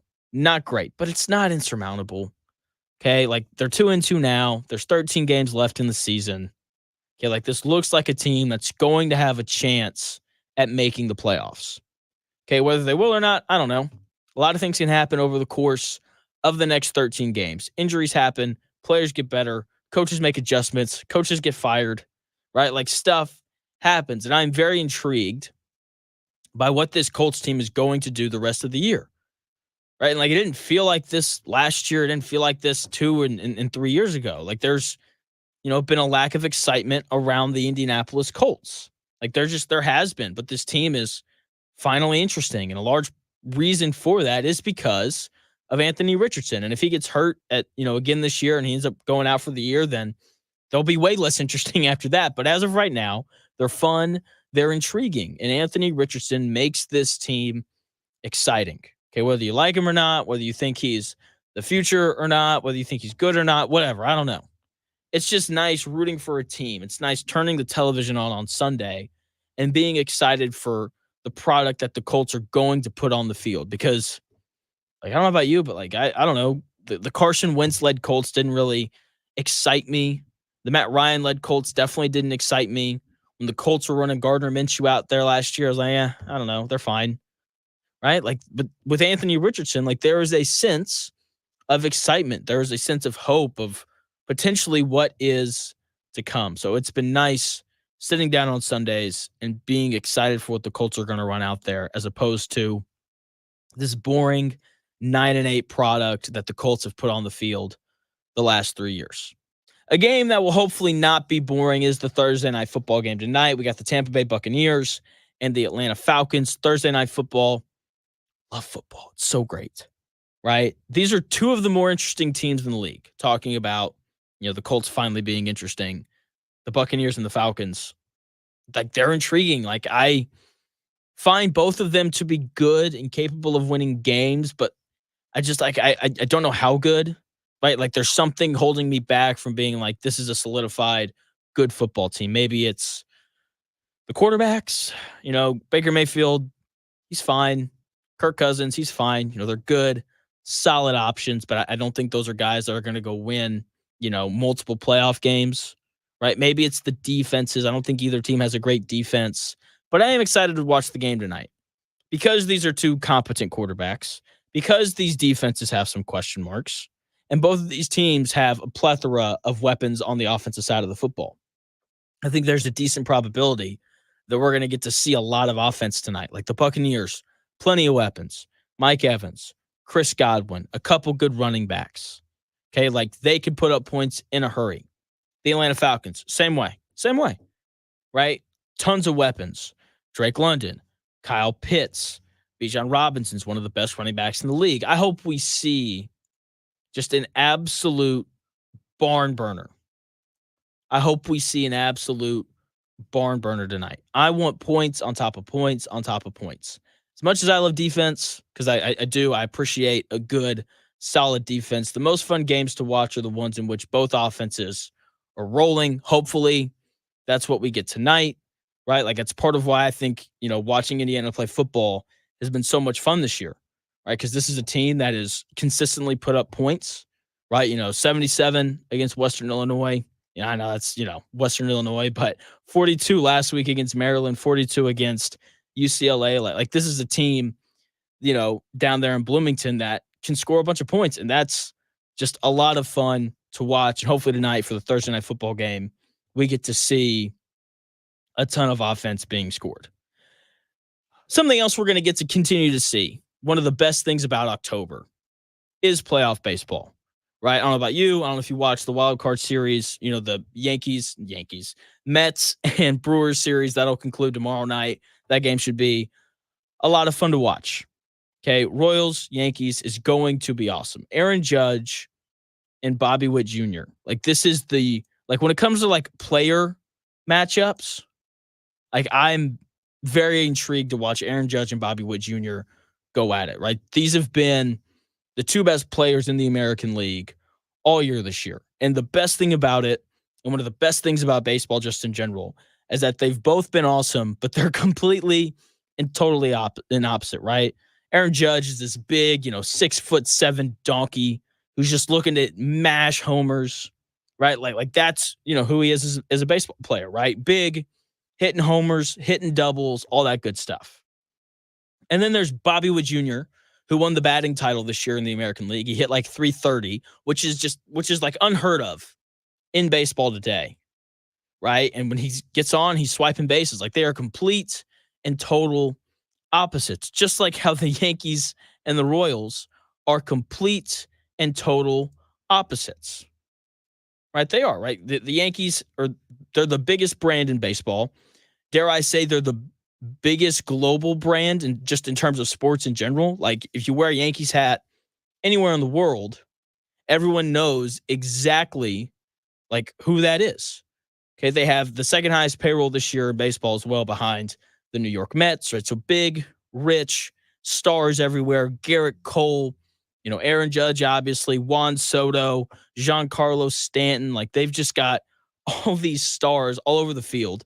And then you've got The Royals, smaller market, 21st in payroll this year, not a ton of stars. Bobby Witt Jr., definitely a star, homegrown, outstanding player. They have Salvador Perez. I only know that because he's been there for forever. And outside of that, I can't really name guys on their roster, except for Brady Singer, because I remember when he pitched at Florida and he was pretty nasty. Right? But these teams, they are polar opposites, star-studded, rich, big brand Yankees against small-marketed Kansas City. And I can't wait for that series. I'm also looking forward to continuing to watch one of the best stories in baseball, one of the best stories in sports right now, the Detroit Tigers. Like, they've just been a great story. They're incredibly hot right now. They're hitting the ball well. The pitching is showing up, doing their part. And this is the best part about playoff baseball. It is so unpredictable, right? You know, we have these guys play 162 games. And to be quite frank, those 162 games are completely and totally pointless. Completely and totally pointless. It has no impact whatsoever in how you bet the playoffs. It shouldn't, at least. Right? It has no impact whatsoever. Whereas, like, the NFL, like, you sit back, you watch the 17 games unfold. After watching the 17 games, like, it's relatively easy to figure out who the 4 best teams in the NFL are, right? And then you can kind of figure out who your Super Bowl champion is from there. Like, it's pretty easy to figure out over the course of the 17 games who's probably going to play in and win the Super Bowl. Basketball, I think it's the exact same thing.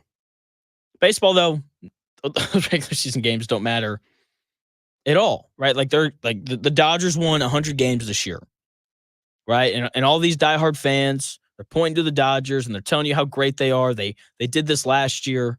You know, they're throwing out all these numbers that I don't really care about. They're like, their team OPS plus is this. Oh, their WAR, it's incredibly high. Shohei Ohtani has a 9.7 WAR this year. Got to be honest, don't care, doesn't matter. Doesn't matter in the slightest, because it's all about who's hot right now. The Arizona Diamondbacks won like 87 games last year, barely snuck into the playoffs, and they won the National League, or the American League, excuse me. No, National League. Yeah. Right? And it wasn't because they were better for the 162 game stretch. It's because they just got hot at the right time. Right? And the Detroit Tigers, going back to, you know, who led to me having this thought, like, if the Detroit Tigers stay hot, like, they could win the World Series. And that is what makes playoff baseball just so amazing at this time of the year. Right? Because it's not about who's been good all year, right? Like, you enter into the baseball postseason, and there's just questions of, like, okay, who's going to get hot right now? You know, what 7-hole hitter that's hit, 210 this year, like, who's like, which one's going to hit 400 over the course of the playoffs? You know, because that is not usually, but that can have a major impact on who wins the World Series. And it's great. I hope the Tigers keep winning. They're one of the best stories in baseball right now. Baseball, like, these baseball playoffs could be great. Baseball, they're rooting for a Yankees-Dodgers World Series, right? Because let's just be honest, like, it's Shohei Ohtani, it's Aaron Judge, like that is what people want to see. Okay, but I gotta be honest, man. Like, I'm pulling for the underdogs. I hope it's the Royals. I hope the Royals are winning their games. I hope the Tigers continue to win. When it comes to the National League, I gotta be honest. I really like Philly. Love Bryce Harper. Loved him for a long time. Plays with such passion. He is incredibly fun to watch. They won the NL East for the first time in quite some time. Chase Utley was still playing second base for him. Right? So pulling for them. The Padres, gotta be honest, don't like Manny Machado. Wouldn't mind seeing the Dodgers beat them, but the Dodgers, very similar to the Yankees, they're going to be a lot of fun to watch. Like, Mookie Betts is one of the best players in baseball. Shohei Ohtani has just had nothing but historic seasons since he showed up this year. You know, as a designated hitter this year, he was arguably the best player in Major League Baseball, right? First player ever to enter the 50-50 club, 50 home runs, 50 stolen bases. Like, I am just so excited for the Major League Baseball playoffs. The product is always amazing. I love that it's slower paced, right? Like, you've got 30 seconds between every pitch, between every play, to just kind of let the weight of the moment sink in, and then you just get to sit there and embrace every single second of it. And it is amazing. Love playoff baseball. This is one of the best times of the year. It's one of the best postseasons, and it's so great. Coming up, noon, the one and only Jim Coyle covers the Indiana Hoosiers for Hoosiers.com, also hosts a radio show on ISB Radio. He's set to join me. He is in Chicago right now for Big Ten Media Days. He's getting the rundown on Mike Woodson, this IU basketball team. I know he's got thoughts on Indiana football, who's 5-0, hopefully, probably going to be 6-0 after they play Northwestern on Saturday. I don't see this Indiana team getting too full of themselves. I think Kurt Cignetti is going to have them in the proper state of mind for when they get ready for that game. But that game, can't wait. That game is on Saturday on the road. Indiana taking on Northwestern. Jim Coyle is going to join me here in about 5 minutes to talk IU football and a little bit of IU basketball.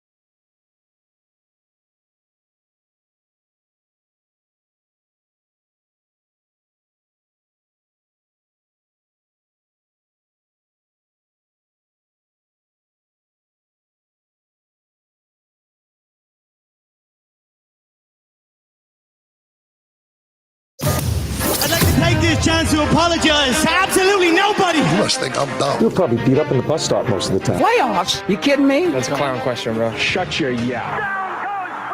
I can say anything I want. That's the beauty of this country. This is what the greatest thing about sports is. You play to win the game. What do you care? You were 2-7, you'd be in a bad mood too. You would call pass plays. In my entire adult life, I've never used the expression game face. You believe in miracles? Say hi to your mom for me. There will be some people inconvenienced, and if it happens to be their fat little girlfriends, too bad. This is the Dan Dockett Show on Indy Sports Tickets, 1430 AM, 99.5 HD2, and always on the Indy Sports Ticket app. Here's Dan. What's going on? This is the Dan Dockett Show. Producer Jonathan filling in for him here on this first hour. We've got a great guest to open the show. Jim Coyle, the man to go to for all things IU, currently in Chicago for Big Ten basketball. Media Days. Jim, how are you? Great, brother. How's it going down there in Indy? Things are great. We're having a blast. We're looking forward to Saturday. IU hopefully improving to 6-0, taking on Northwestern. What was your reaction after Indiana was ranked on Monday? Not surprised. I knew that was coming. You could look at the previous week. They were getting enough points that they were, I think, 27th. So you knew that they were probably just another win away, as long as they didn't play a bad game or anything like that. But the fact that they had 4 turnovers and still put 40 points on the board, 42 points on the board, is nuts.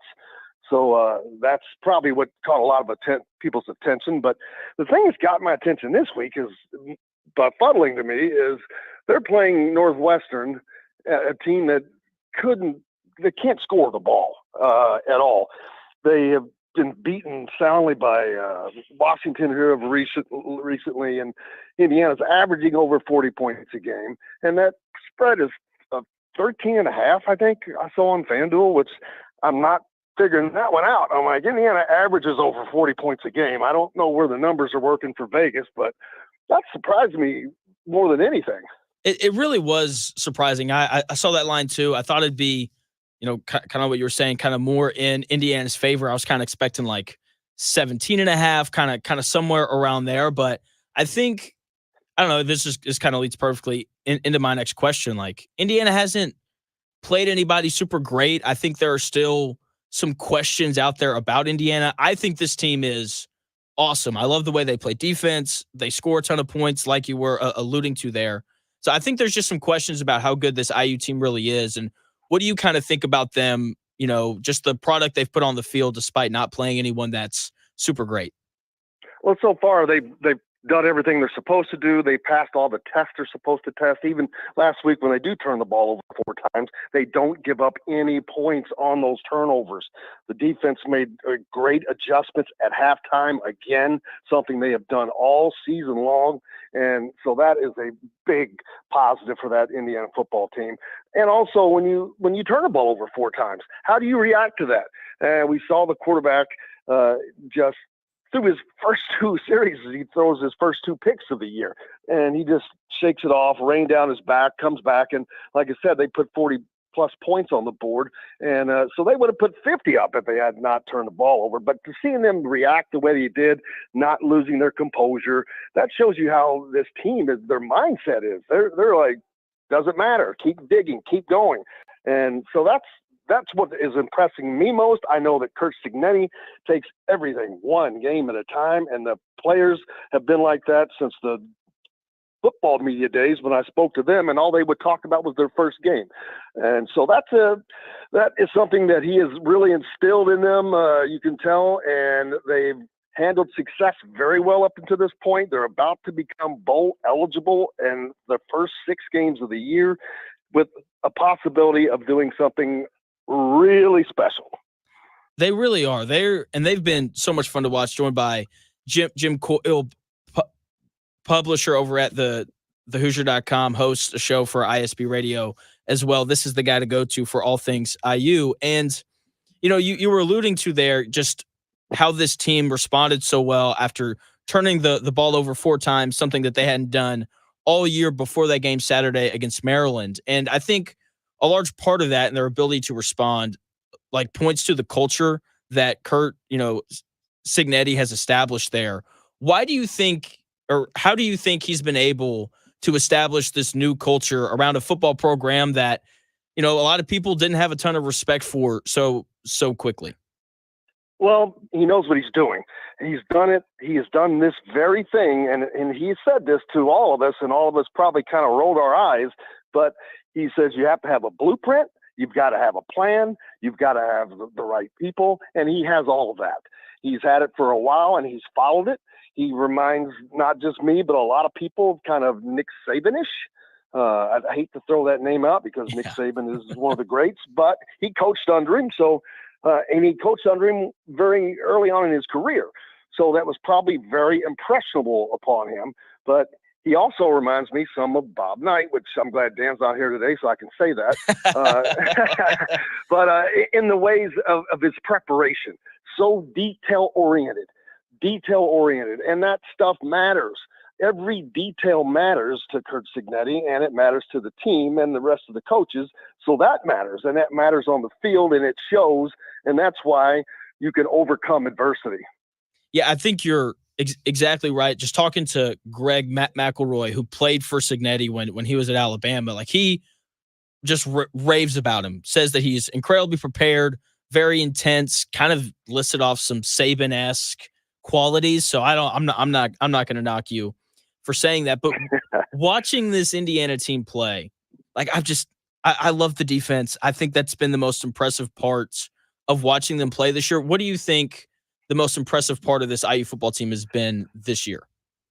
Well, both sides, really. The defense has been great. They didn't give up but 1.5 points per game in the second half up until, I think, against Maryland, which they gave up some scores there. But again, they didn't give up any on the turnovers. But they did such an incredible job of getting to the quarterback, making life rough on him, 5 sacks in that game. They just made it relentless, and that's going to be the same this week. I mean, Northwestern's got a quarterback who went 5 of 27 and threw for like 59 yards in his last game out. So I'm like, again, I don't know where this spread's coming from, but I'm going to take some of that action.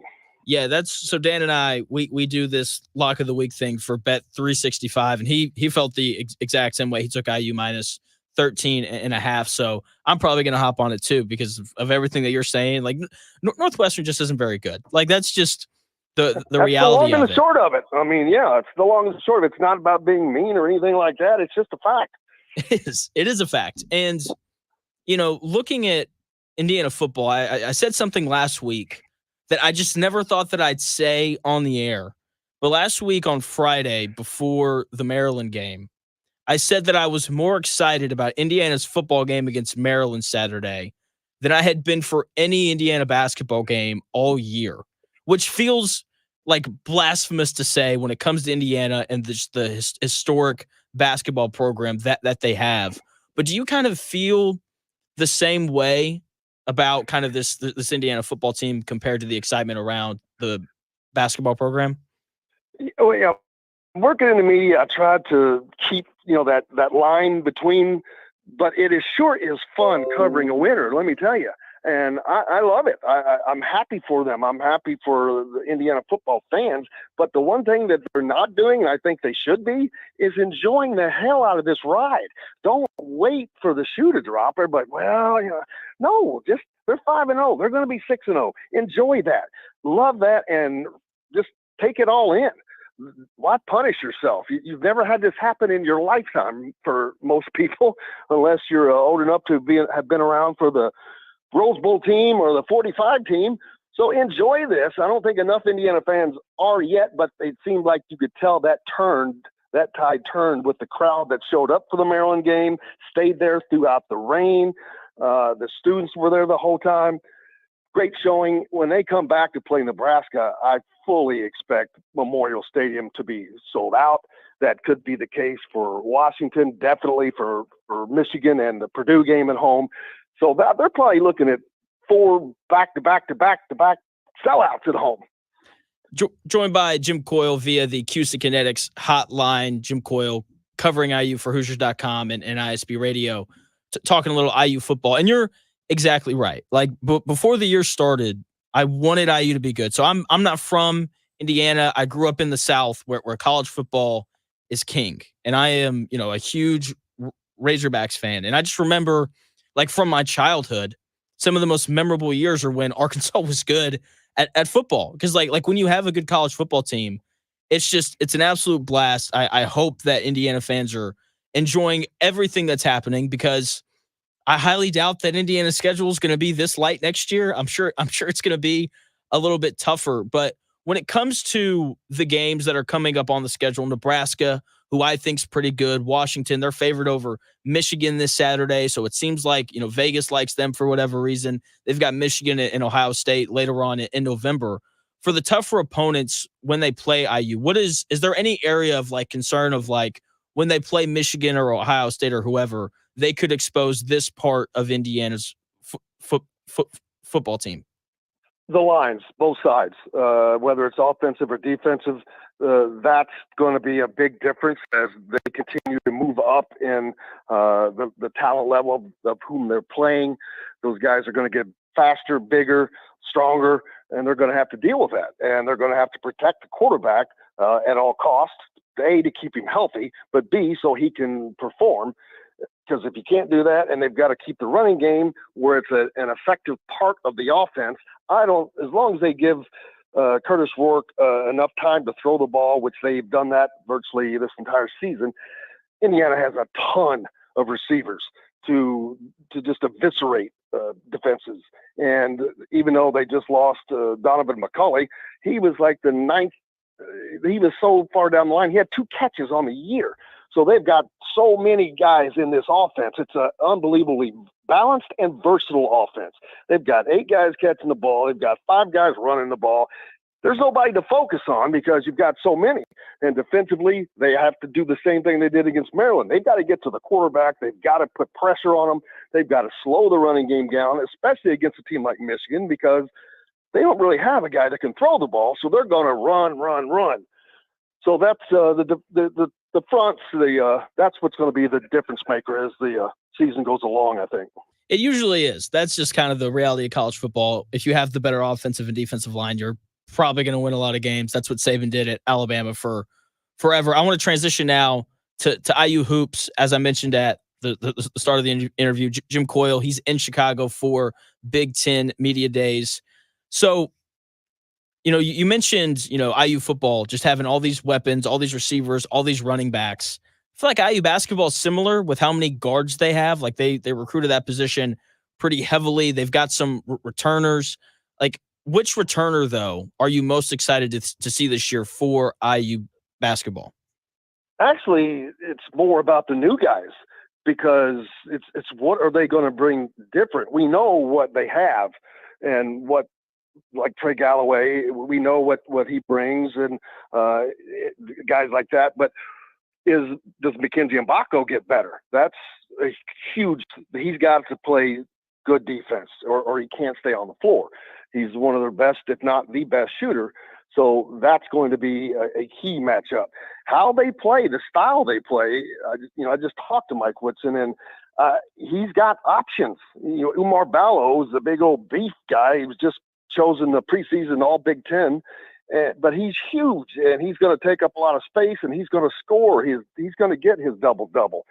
But you can't run the floor probably a lot with him, and they don't have to leave him in all that long. He's probably just going to play 22-3 minutes a game anyway. We got Malik Renew. You can rotate in, and they've got speed that they didn't have before, but they have depth that they didn't have before. Shooting, Luke Goody, Bryson Tucker, the freshman in there. So a lot of unknowns with Kanan Carlisle. I think he's in one of the mock drafts along with Mackenzie Mbako. So they've got two guys that are on the NBA mock drafts right now. That is hugely important because you cannot win a national championship if you do not have NBA draft picks on your roster. That's a fact as well. You can go back and look at the last 6 national champions. They all had multiple NBA draft picks on the roster at the time that they won the national championship, and that's where you have to be. Yeah, you're exactly right. Like you have to have dudes. Like at the end of the day, if you aren't talented, you're not going to beat the better teams in the country. Joined by Jim Coyle of Hoosiers.com and ISB Radio via the QC Kinetics hotline. Last question for you, Jim, and I will let you go. When I watch Indiana football, I feel like so much of their identity is just this big, not big, but just really physical football team. Like when I watch them play, that's kind of the thing that sticks out about them. What do you think the quality of the IU basketball team this year? What quality do you think is going to stick out about them? Well, I think that they have options. And to play differently. Most teams are going to play a particular style, and that's what you're going to see. I don't know which style Indiana is going to play. Probably expect to see a lot of what we've seen previously, but can they get up and down the floor? Can they put some up tempo into the game? So that's what I'm wondering, because if you can do that, then you're giving defenses multiple looks that they have to deal with, and so it's kind of hard to focus on playing this way if they up and turn around and now they're playing this way. And if you don't have the dudes to go, as you just said, to go up against that makes it even more difficult for opposing teams. It really does. My big thing, I just hope that they can shoot the ball this year, because that was kind of their biggest issue last year. Have to. It's a must. If you can't shoot the ball, you can't win. It's just end of story. That's all there is to it. Yeah, you're exactly right, Jim. Thanks for your time, man. Have a good time in Chicago. Appreciate you guys as always. Have a great one. See you, Jim. That is Jim Coyle via the QC Kinetics hotline. You can follow him on Twitter at Jim Coyle ISB. Great guy. The Sack Man. He's joining me in like 5 to 10 minutes. He's going to give us football bets for the weekend. Hopefully he's going to give us a bet for tonight. The Sack Man coming up in 5 to 10 minutes.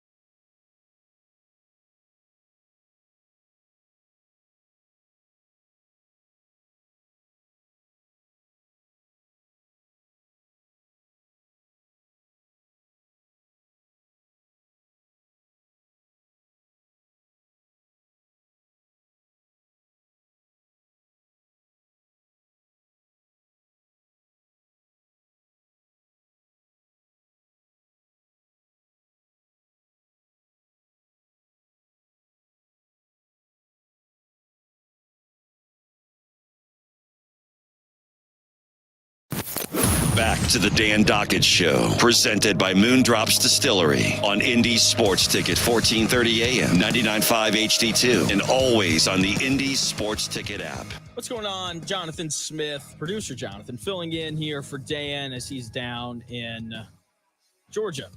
Down in Georgia, doing stuff down there. So he'll be back on Monday. I'll be on again tomorrow from 10 to 1, filling in for him this first hour, then flipping it over to good old Jim Rome, the sack man, the man that we go to for any and all bets, is supposed to join me here. At some point, he's supposed to call in. We'll see if he winds up doing that or not. But for the time being, let's talk Colts, Jags, that game coming up on Sunday. Just a great weekend of football, right? I got to be honest. I don't know who's playing, but I just know that football's happening. Therefore, it's going to be a great weekend of football. And look, when it comes to this Colts and Jacksonville Jaguars game, there are two storylines that stick out among the rest. What if Anthony Richardson doesn't play? What does this Colts offense look like with Joe Flacco at the helm? And what about this 9-game losing streak? How big of a deal is it? Do the players care? I don't think they do.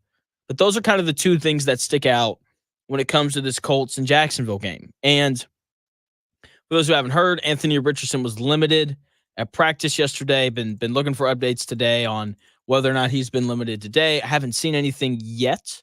If you see something, feel free to send it my way at __ Jonathan Smith, because he was limited yesterday.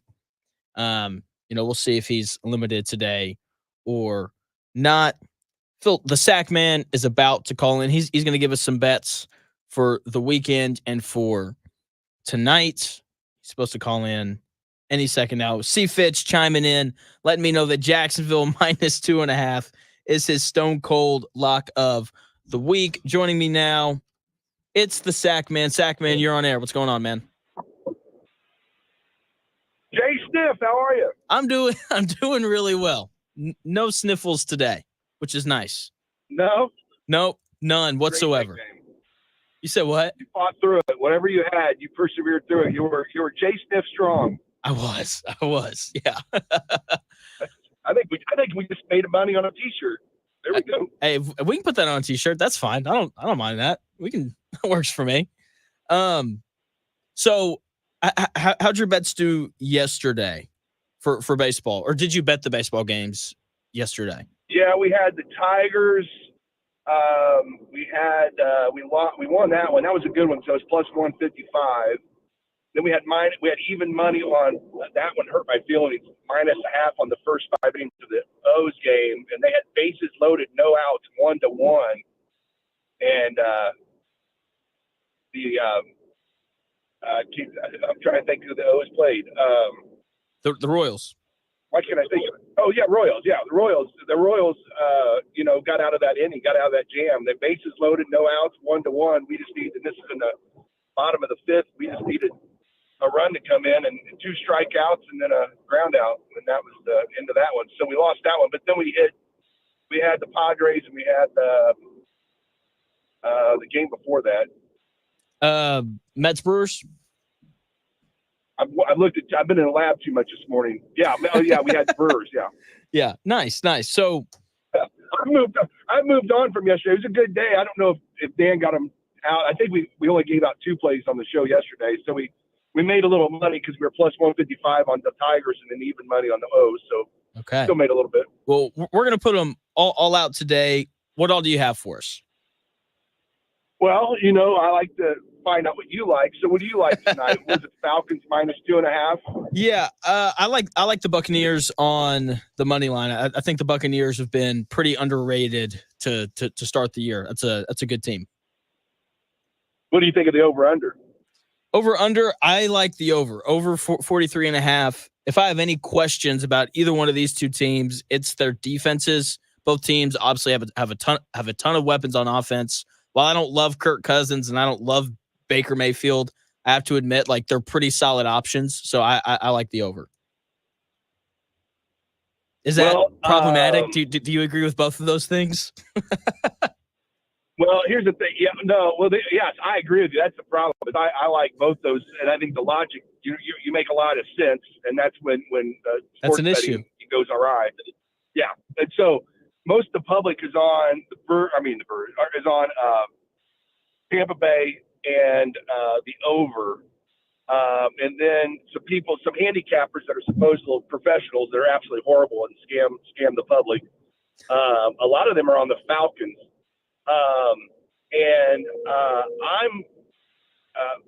I'm gonna go with the studio. We're gonna take the Bucks. Oh, let's go. Bucks. I don't usually do that, but I a couple of these handicap scammers on social media, they all are on the Falcons, and I'm not used to seeing that. Usually they're always on a public place. So we're going to fade the scammers. And I want to be able to cheer for Baker Mayfield anyway. I think it'd be fun to see him play. And then the other part is this might end up texting you later, but the under is not fun to play, but everyone's on the over for the same reason you're talking about. They think it's going to be, there's a lot of players on offense, and they think there's going to be some defensive struggles. So we I'll keep you posted on that one. So we're leaning under though, right? Yeah, Okay. We're leaning under because we love the over so much. Yeah, that's how this works though. You know, I've started to implement your strategy, and I've been it's like I did it last weekend, and I hit every bet that I made except for one, and it was my bet 365 lock of the week, which is something that I never hit. So if there's anything that you want to fade, it's that. What was it last week? Last week I had the Rams +3, and that, did not cash. This week, if you want to go ahead and fade it, I like USC -8.5 against Minnesota. And is that at? Where's that at? That's at Minnesota. And you like USC? Yeah. Well, I mean, I could see a lot of people be on Minnesota using the argument that Minnesota, even though they look like they're going to get slaughtered, made a nice comeback on Michigan. They did. Maybe they got their act together, so I could see people justifying that. But a good bet that you made that worked out for you was your Arkansas +5.5. I know you wanted them to win, but remember you faded yourself on that. You started to say you're going to take A&M because that way, if Arkansas lost, you still won, and then you realized that you could still lose both of those. And so I think you ended up going Arkansas +5.5. I did. It was, it was a nice little consolation prize, I guess. But yeah, that was that game. That game sucked. That could have been terrible. You lose the spread, and but you pulled it out. When I don't know how you are. You're a Colts fan, right? I think I used to be. I think I ended up being I grew up here, and I became a huge Peyton Manning fan, and I didn't like how they did him. So I still root for the Colts, but I'm not anywhere near into it like I used to. But go ahead. Just real quick, joined by the Sack Man, the best gambler that we know on the QC Kinetics hotline. Bets for tonight. As of right now, we're leaning Bucks money line and the under for the Falcons and Bucks Thursday night game. But no, I love being married. It's great. Just to let you know, we're Bucks +2.5 is what I'm doing. Oh, you're Bucks +2.5. So are you? Isn't the stat something like 83% of the time the whoever wins covers? Right. So I don't want to pay for the money line on that one. Okay, gotcha. So go +2.5. All right. I'm glad I said it again. I was going to bet the money line. It's because the line was +2.5, wasn't it? -110. Yeah. Let me look at mine. That's what I've got. Yeah, they're -110 at +2.5, and the money line's only +110. Yeah, so I'm thinking the 2.5. Okay. But yeah, you're right. I mean, I see what you're saying. Yeah, you can make a little extra money, but when it's that close and it's not that big of a price, I'd rather take the 2.5. Okay. In case that 17% kicks in on that one. I like that stat better when someone likes a 7-6-point dog because you can really make some good money sprinkling some on the money line. Yeah. Again, that's only NFL. Yeah, that is only NFL. Do not apply that to college football or you will be disappointed. But as I was saying, I love being married. I've got the best wife ever. But Saturdays are so tough for me because I sit down and I watch my favorite team play, and they always lose in just the most gut-wrenching ways. and it just like ruins my mood. And I feel like such a 10-year-old, you know what I mean? And I have to like explain to my wife why I'm upset, and it just like makes me more upset. It's brutal. I don't know if you get that way or not, but I don't know. Honestly, I did. I'm 50 years old, so I did back when I was your age, but I'm so numb to it now. Like, I don't even get mad if I have a bad beat. I'm so used. I've seen it all. I mean, I really have. I've seen every bad beat. What's funny is being on the other side. I'm on more sides of good beats because, you know, I'm usually going against the majority, and it is ironic. Just like there was a game over the weekend where everybody was on. Or was it Monday night game? Yeah, where one of the games they missed a field goal, and I forget who it was. Oh, yeah, it was the Jets. Are you talking about the maybe I'm wrong. I can't. The Cowboys game from last Thursday night? Oh yeah. That's right. That's what it is. Yeah. I remember thinking that, you know, I saw all the expert cappers that charge people saying we were on the right side of that. We should have had that. And I'm sitting there thinking, I mean, they leave thinking that they were right, and it's like, well, no, you lost. You weren't right. And yeah, it was a bad beat, and Vegas is, you know, rigging it and all that stuff. But I'm that kind of stuff used to just irritate me if I was on the wrong side of it, and I'm just kind of numb to it now. Because you just get used to it. But I understand what you're saying. Yeah. I've got people asking me if you have a read yet on what you think about the IU and Northwestern game and the Colts game on Sunday. It's early. It's only Thursday, so you may not have a read yet, but if you do, people want to know.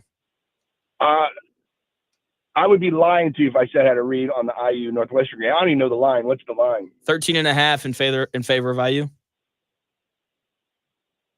Yeah. What's your gut? My gut is IU covers that. They've just blown out every bad team that they've played. That's kind of how. That's covered every game. Yeah, they've been amazing. I don't have a feel for that one at all, to be honest with you. The Colts one, let me look real quick. But the Colts, as far as, I mean, anytime you ask close Colts fans around here what they think, what is the public saying on the Colts? The locals. I'm talking about local Colts fans. Everyone I've interacted with, they're all scared of the curse that is going down to Jacksonville. So they've all got Jacksonville covering the 2.5. And then we don't know who's starting yet, right? We don't, but just based off of, I went through the audio last night. Like Richardson, it sounds like he plans on playing. He was limited yesterday.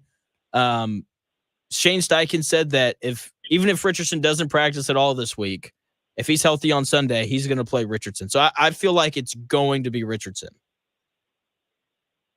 Well, I'm looking at a couple of the sites I have access to. It looks like 61% of the bets is on the Colts, and about half and half of the money split. So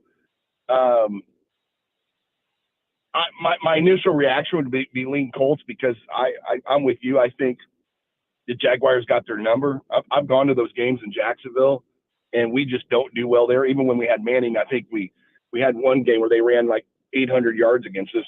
But he had a pretty good record there. But I remember going there and watching us get slaughtered, and it just seems like we don't do well there. So my initial reaction would be go Colts. Yeah.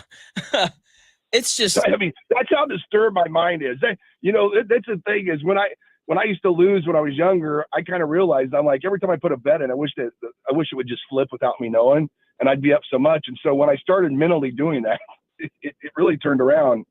So it's not a fun process, as you can tell. I'm about to start doing that, because it's been brutal for me, except for last weekend when I actually did that. So it's so interesting, man. But your theory is right. Once again, joined by the Sackman, the best sports gambler that we know. His picks for tonight: leaning Bucks plus 2.5, and the under for the Falcons and the Bucks game. Yeah, like you're right. Like Vegas knows more than we do. And sometimes you got to be humble and just admit that there's people out there that are smarter than you are, you know? Well, I think the games where fading really works the best is the big ones, like the ones where when you like baseball's hard to do because you have so many, and even Saturday, I don't do as well on Saturdays because there's so many games that you don't really have enough people just on one game, unless it's a big game like Georgia Alabama was. So that becomes harder to do, just like baseball. Playoffs become a little easier because you get a lot of people on the playoffs on more on one game, if that makes sense. It's not watered down like you have all those games on Saturday and all baseball season, all those games. So that's why NFL, I think, works better for how I go about this. But honestly, I mean, I'm always listening to the people around me, what they like, and what their gut instinct is. I look at the betting odds through sports books. I look at social media. I actually pay for subscriptions from cappers that are just, I'm stunned that they're ever in business, and I'm sure they're stunned that I ever stay with them. But I pay to go the other way on their picks. And so when I look at all that, every once in a while a game sticks out. Now this game doesn't stick out, to be honest with you, like they normally do. I'll tell you a game that is sticking out so far. And don't do this yet, but that Jets Minnesota game, that morning game, Sunday morning at 9:30. Yeah. I mean, right now everyone's on Minnesota -2.5. Yeah, those London games are weird as well. Very, very weird. So I don't know. We'll see. That's a good one to keep in mind, though. But I'll keep you posted on that, because that's And the other thing is, a lot of this stuff I don't really make a decision till 5 or 10 minutes before, because let's be honest, I think most people are bet right about 5 minutes before the game. That's usually what I usually wind up doing. So yeah, that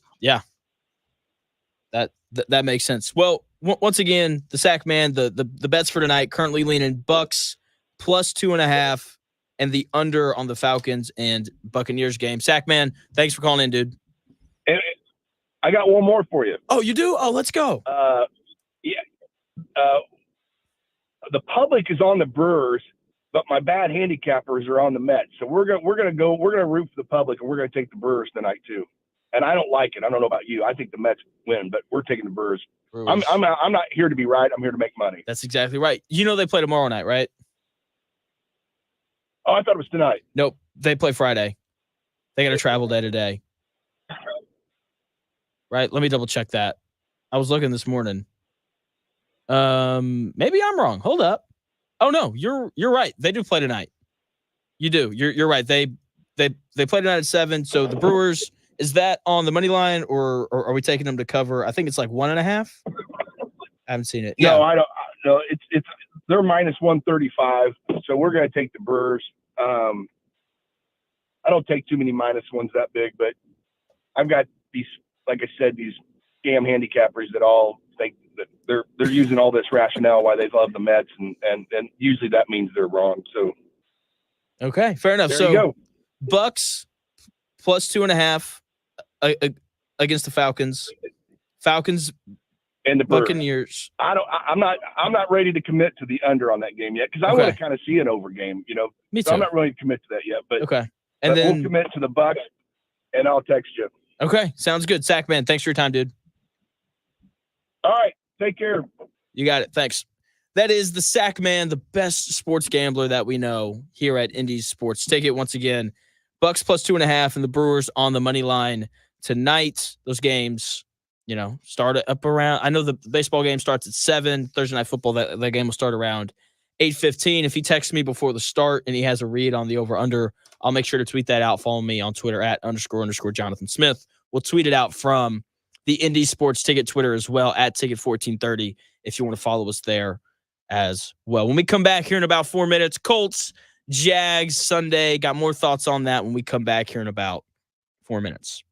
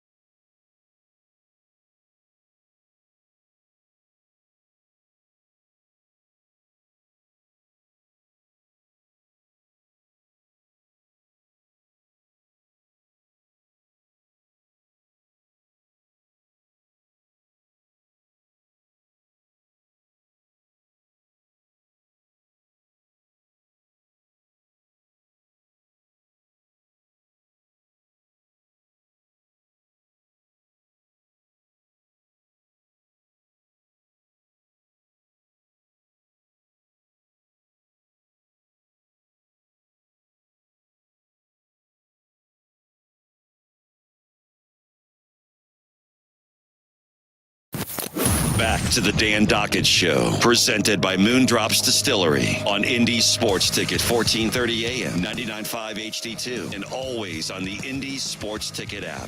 What's going on? The Real Jonathan Smith Show here on, not the Real Jonathan Smith Show. This is the Dan Dockett Show, and I'm filling in. It's been a long day, right? I don't usually do 3 hours, right? It's nice though. I like doing it. It's a great time. The Sack Man joined me last segment. He called in. He's got bets for tonight. He likes the Tampa Bay Buccaneers plus 2.5, and he likes the Brewers on the money line. So those are currently the only Sack Man bets that we have. Don't question them. Don't say, oh, but the Mets. Don't say, oh, but the Falcons. No. When the Sack Man tells you to bet something, you just do it, right? You don't question him at all. You just you open up your Bet 365 app, and you go to it and you put in the bets, because the Sack Man is the best sports gambler that we know. He didn't have a read quite yet on the Colts and the Jaguars. He usually puts his bets in 5 to 10 minutes before. He likes to see where the public is at before he makes his bets. So, hopefully, he'll have a read on that at some point. If he does, and he texts me about it, I will put it out so that you guys can see it as well. The Indianapolis Colts, Sunday, they go down to dreaded old Jacksonville, try to avoid their 10th straight loss. And I'm really intrigued for this game. I am. Jacksonville's in an interesting spot, starting 0-4. It seems like Doug Peterson's going to get fired at some point. Anthony Richardson, while it seems like he's going to play, we don't know that for sure yet. I've been looking to see if there's been any sort of injury report for practice today from the Colts. I haven't seen anything quite yet. If you have, and you want to let me know, you can head over to YouTube, Indy Sports Ticket, join, the live stream, drop it in the chat below. So, yeah, we're still waiting on word for that, but I'm really intrigued by the Jaguars, right? Because starting 0-4, like that's a really tough place to be. We were all freaking out when the Colts started 0-2, like 0-4, like you're on the verge of really just giving up hope. And I'll never forget my freshman year of college, playing baseball. And we thought we were going to be really good that year. And as I'm sure the Jags thought they were going to be really good this year, because that's just kind of what everybody seems to think before the season starts. And so we're walking into the season, we play our non-conference games, held our own, did a decent job. And then we got into conference and we started 0-9. We got swept the first 3 series that we played. And practiced the Monday after we got swept for the 3rd time. I just remember all of us being incredibly nervous, because you just never know how your coach is going to respond. And, when you're dealing with college students versus like grown men like Doug Peterson is, like, it's different. But I'll never forget Coach Hooten walking out there, great dude, great baseball coach. And he was just like, we've lost 9 straight. Let's not lose 12, or like, let's not lose 10. And then everyone relaxed. We went on to have a pretty decent year that year, despite the rough start. So I'm very intrigued to see how Jacksonville responds after starting 0-4, right? Because look, they haven't been blown out every game. They've, they could really be 2-2, right? They should have beat Miami week 1. They definitely could have beat the Texans this last week. So they've been close. And, in some ways, like, that's great. In other ways, it's kind of disheartening of like, we could be 2-2, but instead we're 0-4. So it's going to be interesting to see how Jacksonville responds to starting 0-4, because it's just not an easy thing to bounce back from. And it's going to be interesting to see how the Colts deal with playing in Jacksonville. Like, there are just certain places that are tough for teams to play for whatever reason. Like, I remember, so college baseball at the Division II level, which is the level I played at, starts incredibly early. Like, you play conference games in February. And, the school I was at in Southwest Arkansas there's only a bunch of the other schools in the conference are in Oklahoma. I don't know if you've ever been to Oklahoma in February, but it's miserable. It's awful. And it's windy, it's cold, and Southeast Oklahoma State, was in our conference, and we had to play them February, and we never won there. Never, because we always had to play them early in the year. It was always on the road. Or not always on the road, but we would go on the road up there, and we would and I'll never forget, like we would sit in the dugout and the wind always blew into our faces, and it was like 30 degrees, right? It's like you feel like your fingers are going to freeze off, and like we never won there because the weather was just tough. And I think part of why the Colts struggle to go and win in Jacksonville is because the weather is such a tough thing to deal with, right? And we've seen this, throughout NFL history, teams in the Midwest, Northeast, going down to Florida and trying to win games is just difficult. Like the Philadelphia Eagles just never seem to win when they're on the road at Tampa, right? Because just the weather difference is pretty, it's dramatically different. And it's the same thing with the Colts here in Indianapolis, heading down to hot, humid, sticky, Jacksonville, especially this early in October. Like it doesn't turn fall in Florida for another month, maybe 2. Right. So I'm curious to see, like, how do the Colts deal with the weather? How do they deal with knowing that they've lost 9 straight? Colts head coach Shane Steichen was asked about the losing streak yesterday, and here's what he had to say. This morning when I had the team meeting, I talked about, the standard, and the standard doesn't care about how talented you are. It doesn't. It cares about how consistent you are and how disciplined you are. And we got to be disciplined and consistent in our approach every week. It doesn't matter who we're playing, where we're playing. I don't care that they're 0-4. They're a damn good football team. They've had some close games, obviously, that could have went either way. And we got a division opponent that we got to go beat.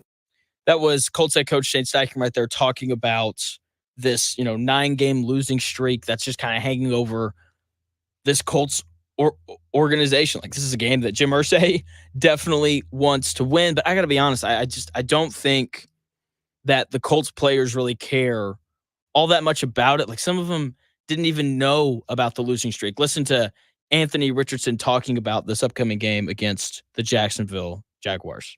Oh, yeah, for sure. Then I also heard about, we haven't won down there in however long. We want to change that for sure. So if I am out there, we're definitely working to change that. That was Anthony Richardson there. Did you catch that? He didn't know. He didn't know about the losing streak until like a couple days ago, apparently, even though he played for the Colts last year. Like, I don't think that these are things that professional athletes get overly caught up in. I think that they're really just kind of about the process. New year, I think these guys move on well. Okay, like I'm not gonna say that they take losing well, but these are professional athletes. Like, they've lost, I'm sure, plenty of times in their lives. So interested to see how they kind of deal with this 9-game losing streak in Jacksonville. What does the offense look like? How do they deal with, probably not having Jonathan Taylor, who's got that mild high ankle sprain, and like, he didn't practice yesterday. I don't think we're going to see Jonathan Taylor on Sunday. That's just a hunch, but those ankle sprains when you're playing running back and you're cutting off of it and all that, like, that's not a fun thing to deal with. And then Anthony Richardson, he's still a question mark, limited yesterday in practice. There is a chance that we see Joe Flacco. I'm just waiting to see if we're going to figure out, hopefully, whether or not he's going to play on Sunday. I know Shane Steichen wants him to play. He was asked, yesterday how much Anthony Richardson would have to practice in order for him to feel comfortable running him out there as the starter. To which Shane Steichen replied, if he doesn't practice at all and he's healthy on Sunday, he will be the starter. Okay, that was very much the message that he gave us after being asked that question. So there's a chance that we see Joe Flacco, but as of right now, it seems like we're going to see Anthony Richardson. And look, if Joe Flacco plays, the Colts will be fine. Okay, he's the second best backup in the NFL behind Jake Browning. Jake Browning's the guy in Cincinnati who almost took the Cincinnati Bengals to the playoffs last year after Joe Burrow went down with his weird wrist injury that people still don't know what happened with him. So I'd put Browning in front of Flacco. But that's really it. He's a guy who can manage the game well.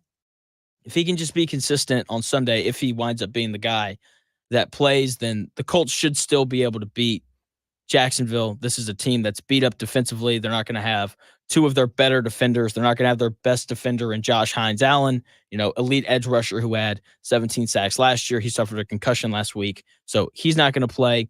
They're missing one of their better run defenders. This is a game that the Colts, no matter who plays quarterback, should be able to win, and that is hopefully what happens. That's going to do it for me. Filling in for Dan. We're about to flip over to the Jim Rome Show. Thanks for taking the time out of your day to listen. I'll be on the air again tomorrow from 10 to 1. Dan Dakich will once again be out tomorrow. Got good guest lineup. My good friend Matt Murphy, big Colts fan. He's going to join me. We're going to talk Colts, Jags, Zach Gray, ZG the Grapevine, as some of you may know him. He's going to join me. We're going to talk gambling, betting college football, betting, the NFL, and I'm sure we'll talk normal college football stuff as well. Those are the guests currently lined up for tomorrow. Thanks for taking the time out of your day to tune in. Head over to YouTube, Indy Sports Ticket, subscribe. So that way you can join the YouTube chat tomorrow. Thanks again for taking the time out of your day to listen. I'll talk to you tomorrow starting at 10 a.m.